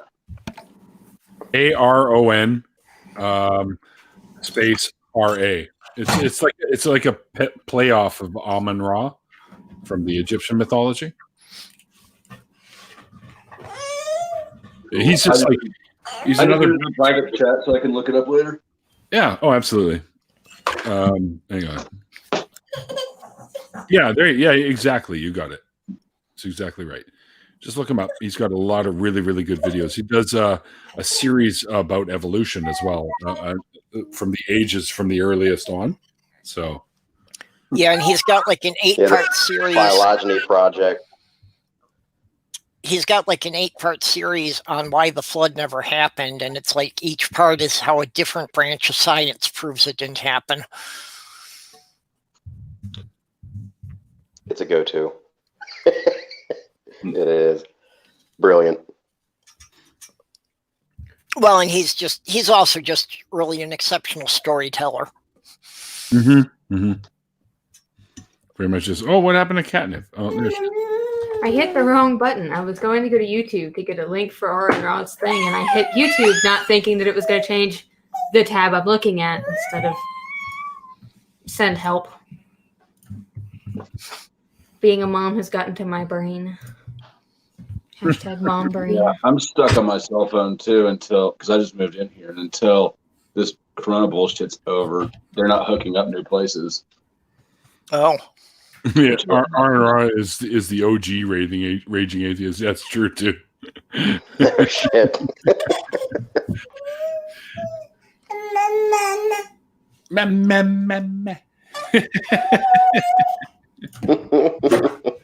There you go, Flow State. Appreciate it. You're very welcome. Yeah, I guess we got all of our stuff set up just in time, but I'm still having a problem now that supposedly if I don't have my car and my driver's license changed in 30 days, I can actually be fined for it. But now the DMV is closed, so I can't do that. They extended us out 2 months here because my plates expire in like a week. Oh. Yeah. But they said you don't have. You got 2 more months. Everybody's got 2 more months just automatically. Oh, really? So they're giving you like a grace period, I guess. Well, Yeah. my problem is I've got to deal with 2 different states because first I have to get a copy of the car title from Michigan in order to just get the title switched over to Minnesota. Yeah, I'm waiting on a couple of car titles myself because I chose to sell 2 cars like in a rush right when this was going on, and I lost one title and the other one was not. It needed to be replaced too. Yeah, I'm waiting for the title for my car, so to come in. But people will buy cars without titles. Well, mine was just needing to be changed over to my name from the guy that I bought it from. Ba ba ba ba ba. She's figuring out words slowly but surely.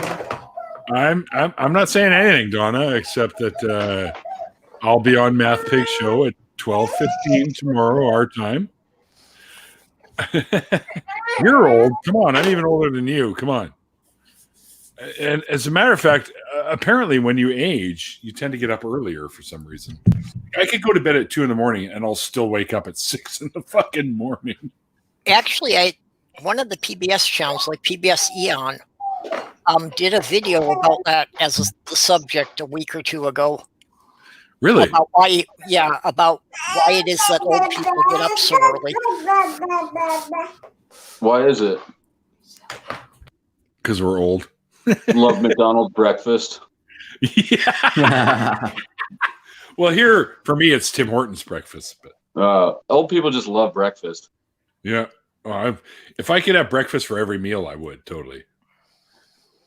The most fascinating explanation that I'd heard on that one, and it was still just hypothetical, but it was an evolutionary perspective on it, where as you age, our sleeping cycles change to help ensure that somebody is awake, where the younger people tend to stay up very late, and then if there's still older people around, they get up very early, and somebody's always there to keep an eye out for things that want to eat us.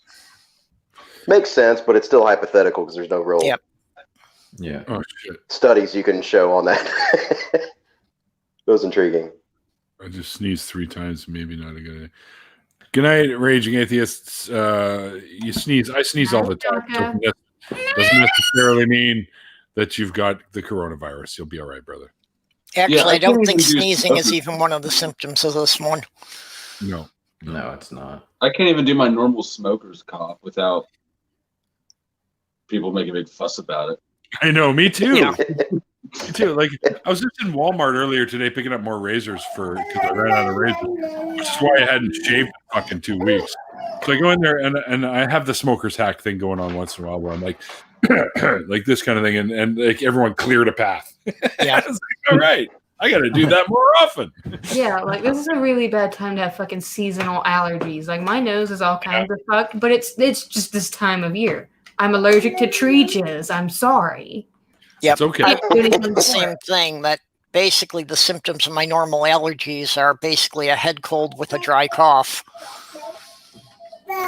I just can't use my nose for a couple of months. It's fine. And I cough because my body's like, can't breathe out of one of its two main sources of air. I don't know what this means, Flow State, but Steve S64 wants to know if you're doing a David I don't know who Wood. that is. I have no idea what that means. Oh, he must mean the bat with the handle or something. You got that bat. Oh, this is a hammer. I don't know who David Wood is, though, but I do have a bat. It's in the books now. Tree jizz. Yeah, that's my name for pollen. It's what it is. It's plant sperm. That's true, I guess. Yes, but I've never. All of it down here comes from the trees. I'm allergic specifically to the tree jizz. They came in your nose. Exactly. It's just everywhere, and my breathing gets it shoved up my nose. I guess Jim escaped his family and has returned to us. What the? Goodness. Oh, crap. God. I keep muting myself because she keeps going with the high-pitched screamies, and I'm not trying to kill everybody. Well, apparently, Dillahunty just debated David Wood. Okay, I'll have to check that out. Dillahunty's awesome.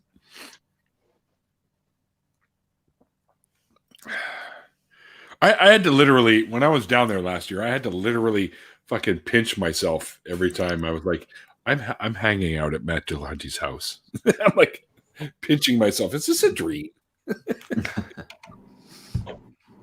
why I'm so mad that they decided Faithless Forum was going to be the weekend of her birthday, because I was going to come down and have a fangirl moment about you. Oh, come on. You're in my shows all the time. You don't have to fangirl anymore. You're like a regular. I'm asking for an actual hug, and that means like everything to me. Oh, well. I love hugs, damn it. Social, yeah, apparently the little one agrees with you, but social distancing has to be a thing still, I think.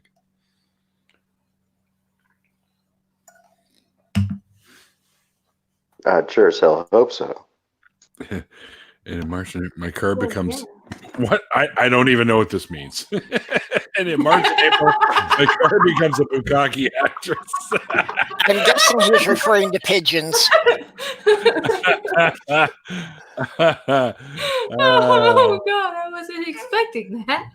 Thanks, Jim. There's a channel. I don't remember what it's called, but apparently you can watch. There's a Japanese news show where the girl at the counter is reading all the news, sits there reading. Well, there's like two staircases beside her, and these Japanese dudes run up the staircase and bukkake on her while she's reading the news. I'm not kidding you. I am not fucking kidding you. Yeah, from the Japanese, I believe it. Hashtag thanks, Japan. I watch it all the time. I'm just kidding. I seen it once and I was like, what in the fuck is this shit? Those guys come up with the craziest shit. I mean, they got those machines now that when you go to donate at a sperm bank, you just shove it in there and it does all the work for you. Really? Oh, yeah. I know. I kind of want to buy one. So I want Bunch of lazy bastards. But everybody's putting their dick in it. That's gross. No, that's why I want to buy my own, so you don't have to. Apparently, they clean it every time. Yeah, sure. I would. Yeah, I would hope. If this I mean, they're going to sample out of it anyway, so they might as well clean it while they're there. So it's a blowjob vending machine. It's a hole in the wall. I mean, they have used panty vending machines in Japan, so I mean. Yeah. It's crazy shit, man. Japan comes up with the craziest stuff. Like no, or hands down about that. They come up with some of the craziest shit. Sex robots that look like anime characters. Yeah, I don't know. I know. I have two already. No. The tentacle thing is weird. Tentacle porn. That's right. Tentacle hentai. Yes. Yeah, that's weird. I think this is catching on. All the pollen tree jizz. I think this is a new All the thing. tree jizz, man. If this is a thing that I create, then it's a good thing. Yeah. Because I've always called it that. Tree jizz is a thing now. Ever since I learned what pollen was. Okay. Yeah. It's just plant sperm. Well, okay, that means it's tree jizz. Donna wants to know what You know tentacle what, hentai is. Donna? Don't Donna? What does Google. that make honey? Google it. I don't know. Yeah, when you wake up tomorrow, you realize hashtag tree jizz is going to be trending on Twitter. I would like die, but like in a happy kind of way. I started Almost like I did the first time I hung out with Neil. tree jizz. Yeah, everyone get out on Twitter right now and start the tree jizz hashtag. I'm on it. That's fucking hilarious. All right, what's this? Fucking doorknob head. Tree jizz. Don't anybody tell the Japanese. Fucking what? Let me see this. 1, 2, 3, 4, 5, 6, 7, 8. Wayne Hoskins. That's my old boss. 9, 10, 11, 12, 13. 13 people want to be my friend on Facebook today. I haven't gone on Facebook. That's a bunch. Deny them I'm your all. friend on Facebook. Pretty sure. I don't really use Facebook that much, so like I have Messenger turned off and shit like that because I get fucking bombarded. Every time I go on a Messenger, there's like a list of people that are trying to message me. And it's like And fuck. Messenger spies on you worse than the others. It's almost like you're famous or something, Neil. Well, I don't think I'm famous. I'm not like, Chris Hemsworth famous. Trust me. Mom, This is that's right. Let go. Although Well, I don't know who that is, so you're more famous to me. Chris Hemsworth is Thor in the Avengers. Oh yeah, I didn't watch that. I don't really watch movies.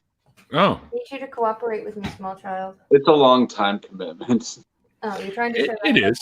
It is. I can watch half an hour episodes for hours at a time, but sitting down and starting a movie is, I don't know. It's a different mental process. True enough.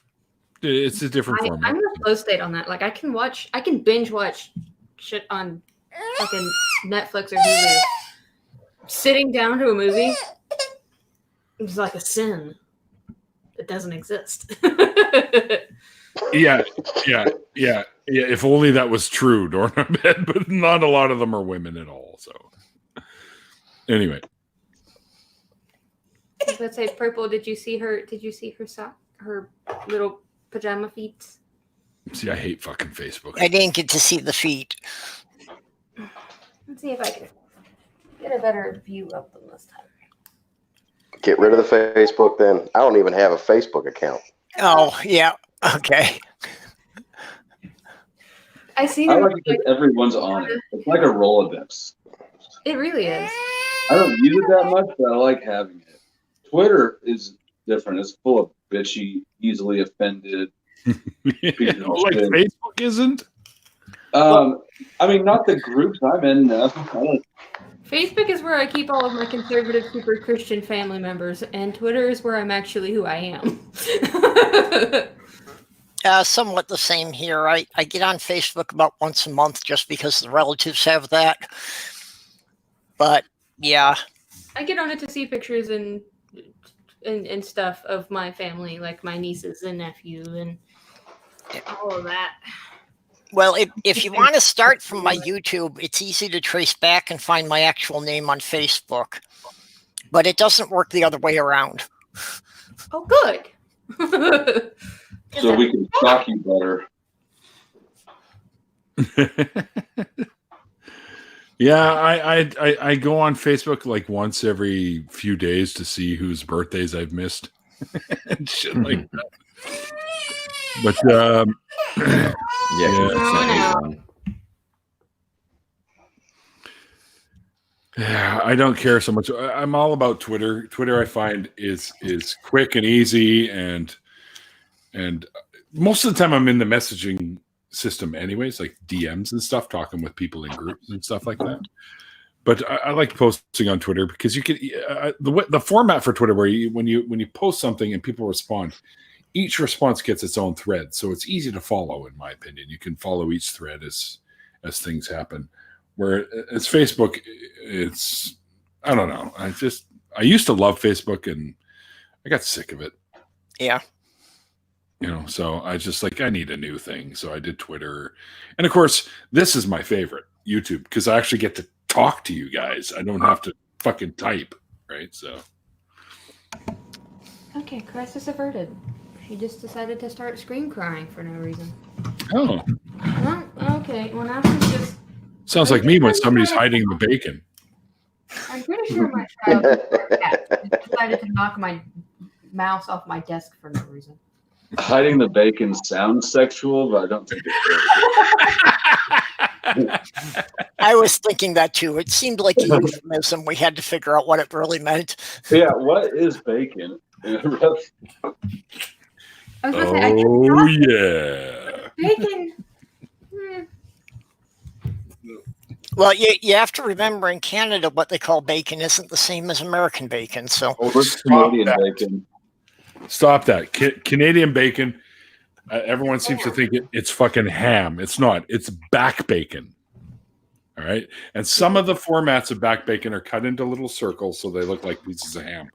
Back bacon actually looks like a big, like South America. It's like chunks of meat that look like South America. And yeah, like my shirt says, if I ever need religion, I'll worship bacon.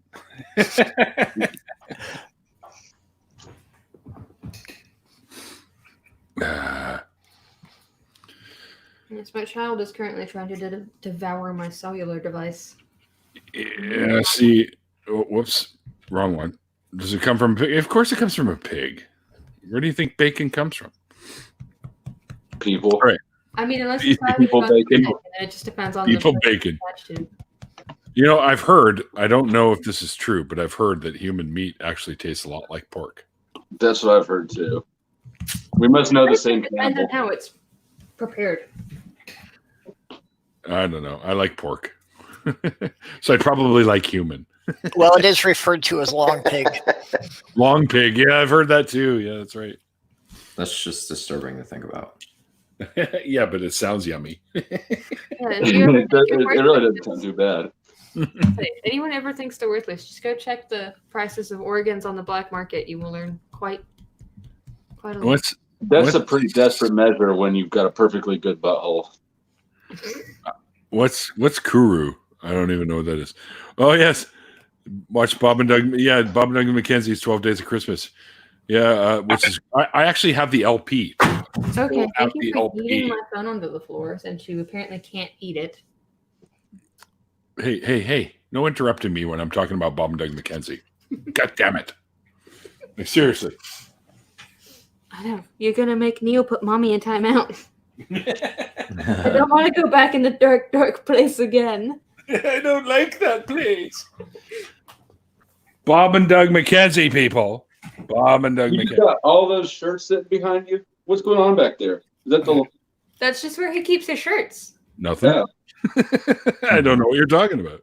It's my magic shirt. You ever see Mr. Dress Up? I don't know if you guys ever see Mr. It's an old kids show, and everything.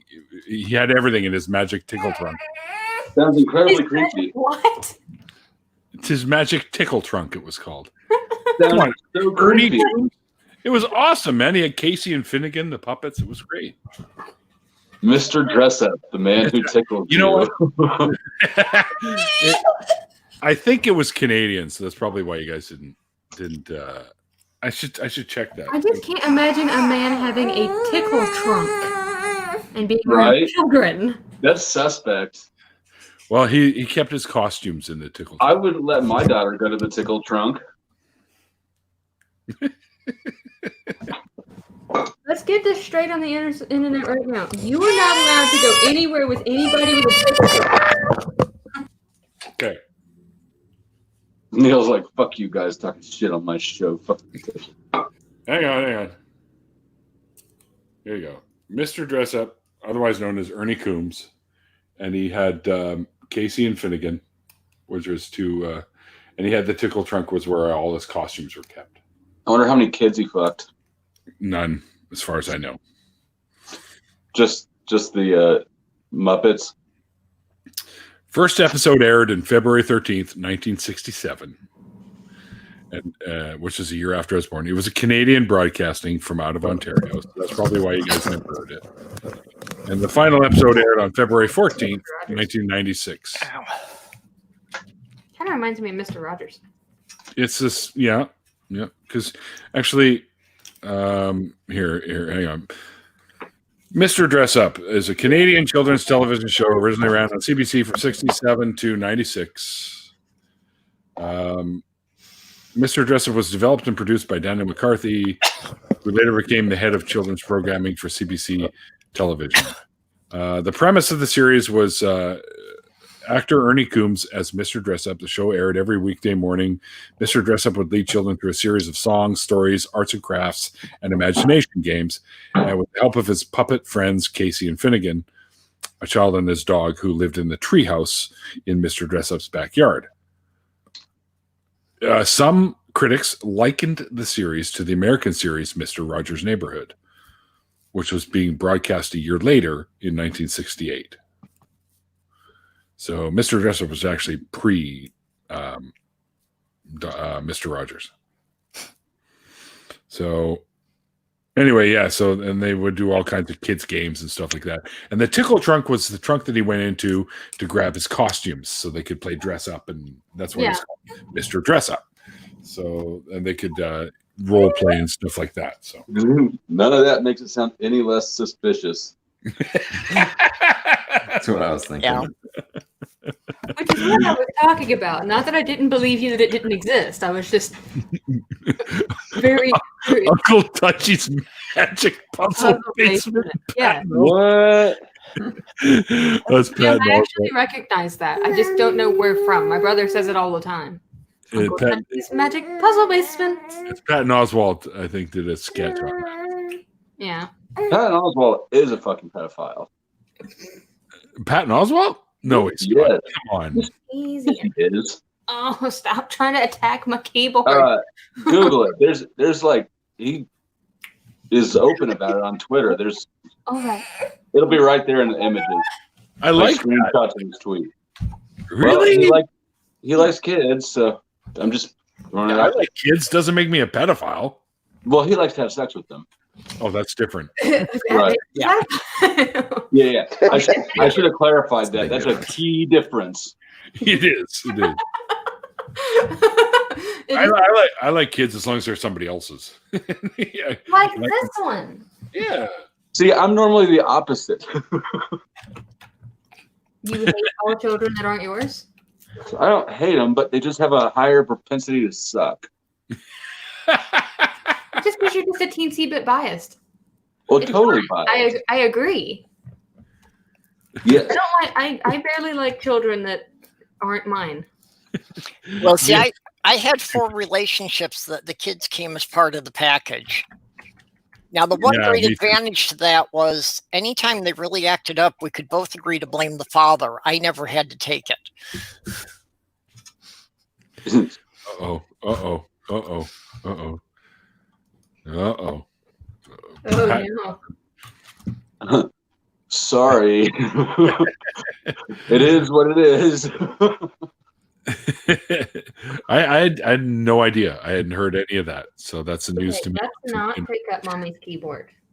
You can touch it, but let's not pick it up off the desk. Hey. That's okay, Donna. You don't have to be a fan of children. I like kids because you can, well, as long as I don't have any, at least that I know of, you can give them back to the parents afterward once you fill them full of sugar and all that shit. Right? You would know if the kid was yours. I think it'd be like 7 feet tall. I have the world's best hair. And have like huge hair, and yeah, it's like 7 years old with a beard like me, right? Just by genetics. All right. Please stop. Yeah, it's okay, hold on. Sloth Girl, when her daughter was 2 hours late to pick up her kid from her. Oh, okay. I don't know what. Decided she would fuel the kid up on sugar and Mountain Dew before sending her home. Then Sweet. The kid turns into like Ricochet Rabbit. Bing, bing, bing, bing. Yeah. Bing, bing. And not going to bed for another 6 hours at least. I babysat the neighbor kids once when I was in middle school, and I had to NyQuil them to get them to go to bed. I was trying to watch South Park, and where were you when I needed a babysitter? I would have been loving all over. Yeah, well, they never invited me back, so apparently the kid told them I made him take medicine. Oh shit! Sorry, Steve. That's kind of a waste of tea. He's kind of laughing at my "that I know of" comment about the kids. That's okay. Yeah, there's a rumor going around that I might have one. It's been going around for years. Why do you think I started showing up? Oh, is that why? Hey, Dad.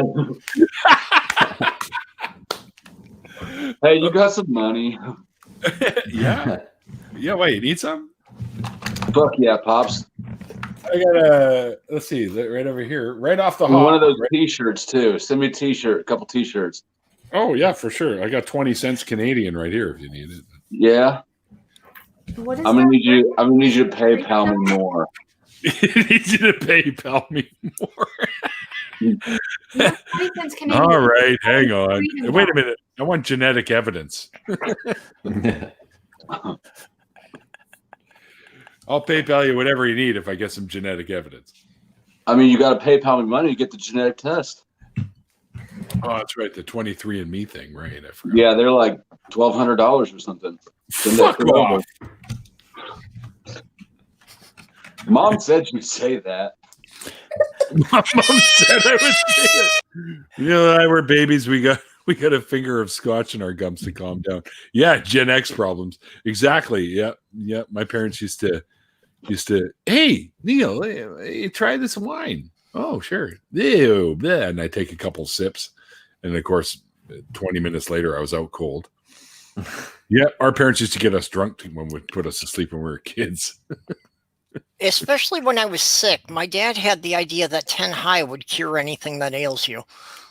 Or brandy.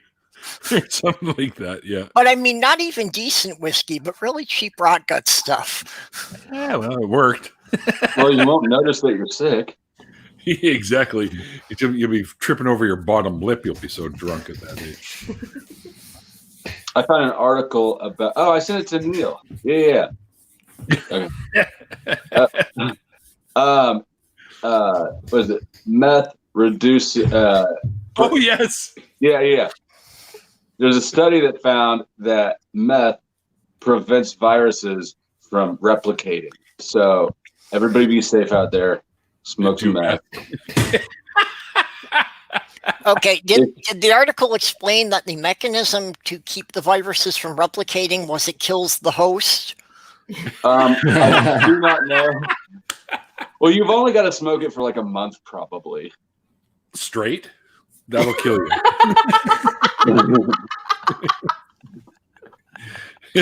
I don't know if that's such a good idea. What are you doing, Neil? I'm in the lab at work. Oh, it's smoking meth. I was told this would work. If you guys aren't serious about eating Corona. When did IQ leave? Huh? When did IQ leave? Oh, shit. I just realized that he's gone. Yeah. He didn't even say bye, that bastard. Well, he had fallen out accidentally a couple times before, and he came back. So, well, he does have little ones too, so he's probably dealing with that. He's got like 3 of them. I know. I've got like 1, and she's enough. Oh, Purple's getting some accolades here. Yes, Purple is fucking funny.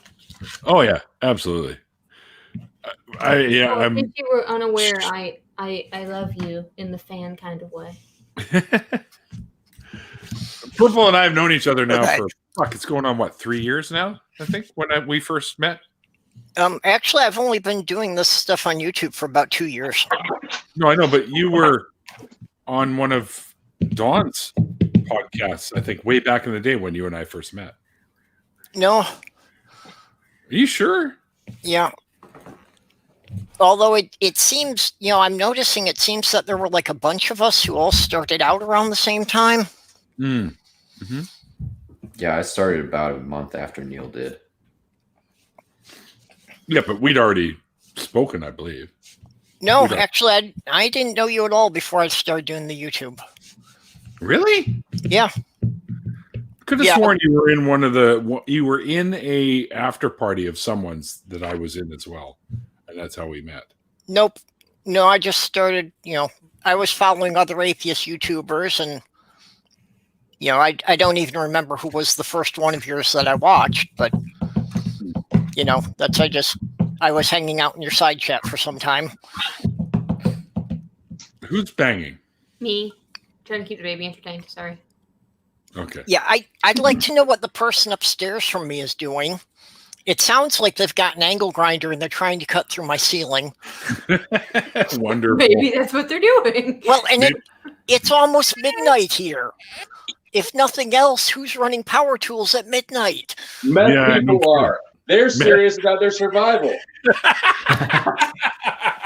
It's almost 1 a.m. here. Oh, that's hysterical. If I thought the neighbors wouldn't complain about it, I'd be running power tools and I'd be finishing up my furniture here. There you go. Uh-oh. I don't know. Cutting up bodies, maybe? Dispose of them bodies. They're cutting them to put it in the freezer. Yep. The harvest has begun. Well, what I remember one place we used to live at, we put in a sunken hot tub in the living room, and the people underneath us kept bumping into it with their heads all the time. It's an awful idea. It's one of those ones that sounds good when you're drunk, and then when you wake up sober, it's like, fuck. If you drink in a hot tub, you get drunk faster. It's like being on an airplane. I've heard that. I don't know if I believe it. It doesn't make sense. The airplane one makes sense, but not the hot tub. Yeah, well, that's what I heard. I think the idea of the hot tub one is that if your body's warmer, the blood is circulating faster, so you take up the alcohol into your system faster. Exactly right. Exactly Maybe, right. Yeah. I don't know. I like drinking in hot tubs and on airplanes, so it doesn't really matter to me. I like drinking everywhere. Except I'm going to get fired if I keep doing it at work. Are you still working? Yeah, I'm an essential service. Well, not me personally, but our company is an essential service. We have garbage trucks. We have waste oil collection trucks. We have all kinds of shit where we make antifreeze, which needs to be there for the vehicles that require, So we're considered an essential service. Yeah, my brother's a mechanic, and they got flagged as being an essential service because one of their contracts is servicing ambulances. Right. Yet we find that a lot of garages and stuff like that where we aren't open because nobody's going to have their car fixed right now. So we've slowed down quite a bit, but I'm the guy that's in charge of the antifreeze department. So I still have to make it, and I still have to test it. And I still have to test oil for PCB contamination. I still have to do all that stuff. So I will continue to work. Give it a little taste. Yeah, a little.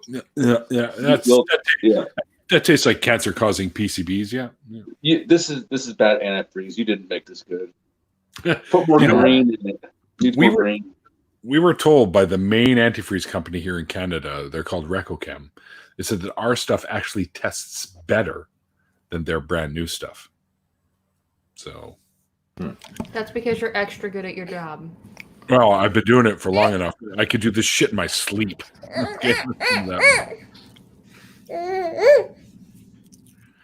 Thanks for keeping shit running. Yeah, well, I do what I can. I don't know if I'm solely responsible for that, but I do what I can. Do my part. Yeah, well, people take that for granted that, there's a lot involved in the chain. There's a lot of people that are involved in just basic things like getting the food from the factories to the stores. Yep, exactly. Yeah, anyone who's considered an essential service should giving high praise right now because we're the ones out there risking shit and getting Praise me. I'm waiting. getting shit done hold so on. that the world can still function in some. Thank I am you. giving you a round of applause. I appreciate that. Yeah. That's Well- my husband's essential service too. So I should actually be building up a new customer base at this point, and that's not going to happen. So at least I've got some side hustles that I do a lot of stuff on eBay and Bricklink, so I can fall back on that for a while. There you Side hustles are cool. go. I like side hustles. Me too. what do you do on Bricklink? Now I'm curious. Oh, well, Bricklink is a site that I know what it exclusively is. sells Legos. Yeah, I was wondering what you do. Like, what are you selling?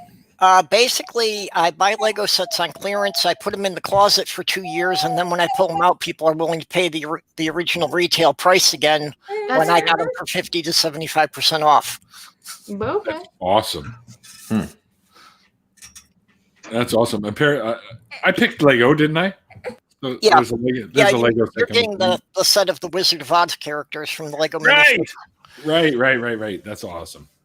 And I still got to dig out my Millennium Falcon and Slave One. I got to dig them out. They're somewhere here. I don't know. Gotta That put Millennium that. Falcon looks hard to do. Millennium Falcon? No, it was awesome, dude. It was easy. I have the very first one that ever came out from the early 2000s. I guess they've made a handful of them, haven't they? Yes, they have. Yeah, they have. I haven't gotten any of them because they haven't made one for less than $100 yet. That's hard for me to justify spending that much on the Lego Legos set. are fucking expensive. That's It an is. expensive ass toy. It's always was my favorite.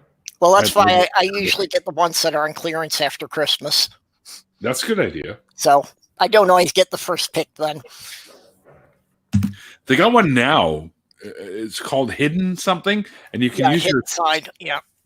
you can use your cell phone to see the ghosts and spirits and spooks that are like you scan the piece and it shows up with these little spooky ghosts and stuff. It's really cool. I'm down Yeah. for that. It's Let's have- basically a kind of Ghostbusters for kids. Yeah, kind of. Yeah, same idea. And then they did the Dimension series too for a while, where they had like Doctor Who and shit. Where they had those ones. Yeah, I well, those still wanna are get all Doctor Who. part of an online gaming thing. Oh, is that what it was? Oh, okay. Yeah. There you go. Okay, I didn't know that. Yeah, that the figures you could actually scan them, for your computer, and it's like each of the figures you got, would have a special code that would go into the game. I never played it myself. Cool. One of my favorite games on the N64 back in the day was the Lego racing, where you got to build your cars. Oh yeah, Yeah, it was fucking awesome, man. Well, guys, I think I should probably hit the road here.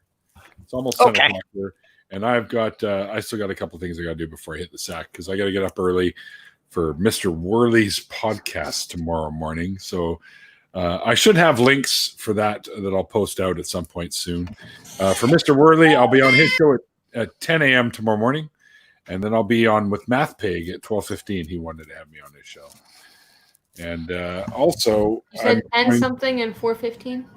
10 o'clock in the morning, a.m. Pacific time, Okay. and then 12:15 for Math Pig show in the afternoon. And then I'm also going to be on. Hang on here. Fuck. I'm being fucking summoned for shit all the time now. What time is it there now? Right here is 9:56, so it's almost 10. Okay, Coming it's up almost also 1 here. So on you're April 3 hours. 4th. April 4th at 10 a.m. Although it won't be on YouTube or anything, but it'll be a podcast. If you guys are familiar with Left at the Valley, they're another British Columbia podcast, and I'll be on April 4th at 10 a.m. and it should come out sometime after that. And of course, hang on here. Let me find it. I just did the show with Eric Murphy, where he had me on to reboot his Atheist podcast. And I'll be on with Peter from Gonna Go For It. Hang on here. What day is this? I should really mark this shit down. Where is it? Yeah, it's the other thing. I need to get a wall calendar and start writing all these in so I know who's going to be on when. Yeah, exactly. So it'll be Tuesday at 4 p.m. my time. So 4 p.m. Pacific, which would be 7 p.m. Eastern, 6 p.m. Central, 5 p.m. Mountain. I will be on Peter's Gonna Go For It Herding Cats episode. And my very good friend Lilith, who lives here in British Columbia, will also be co-hosting with Peter. So it's going to be quite the fun episode. Yeah. And by the way, anyone who's a patron of mine now, I did get my stickers in. So I'm going to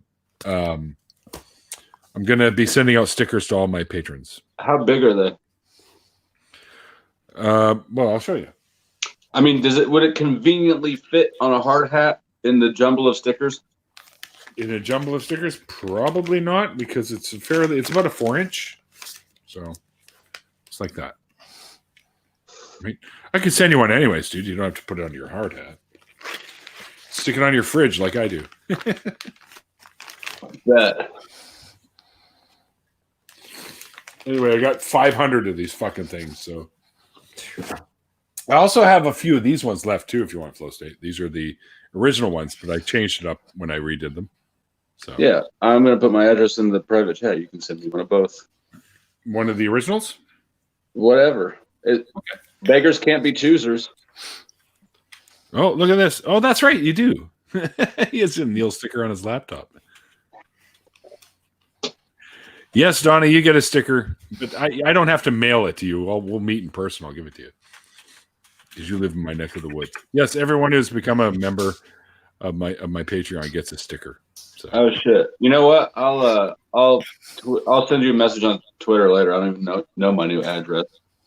Yeah, that's no problem. When you figure it out, and I'll send you one in the mail as soon as I get your address. You don't want it sent to the old address. That would suck. I started typing it in. All right. Well, you guys, I'm gonna call this one an event, and we'll call it a close. So thanks everyone for joining me today in the after party. It was kind of cool that we Thanks had for having us. a superstar like Arm Raw jump in here. That was pretty cool. Always a fun time. Yeah, well, I try to make these things fun, and I appreciate that you guys like coming in and doing it. Because I always have a lot of fun with you guys, and you're good people and good friends. So, also thanks to everyone who was hanging out in the chat. I hope you guys had a good time. Until next time, guys. Like I always say at the end of these things, first of all, if you didn't see the original interview, there's a link below. You can check it out, and there's also a link to Jim's stuff. And I'm going to add links to the description box for Jim's stuff. So if you're interested, you can pick up his books, like I'm gonna. So, anyway. Until next time, guys, like I always say at the end of these things, like the late, great Christopher Hitchens said, it's called faith because it's not knowledge. And if you like what I do here, there are links below how you can support the show. We'll see you guys next time.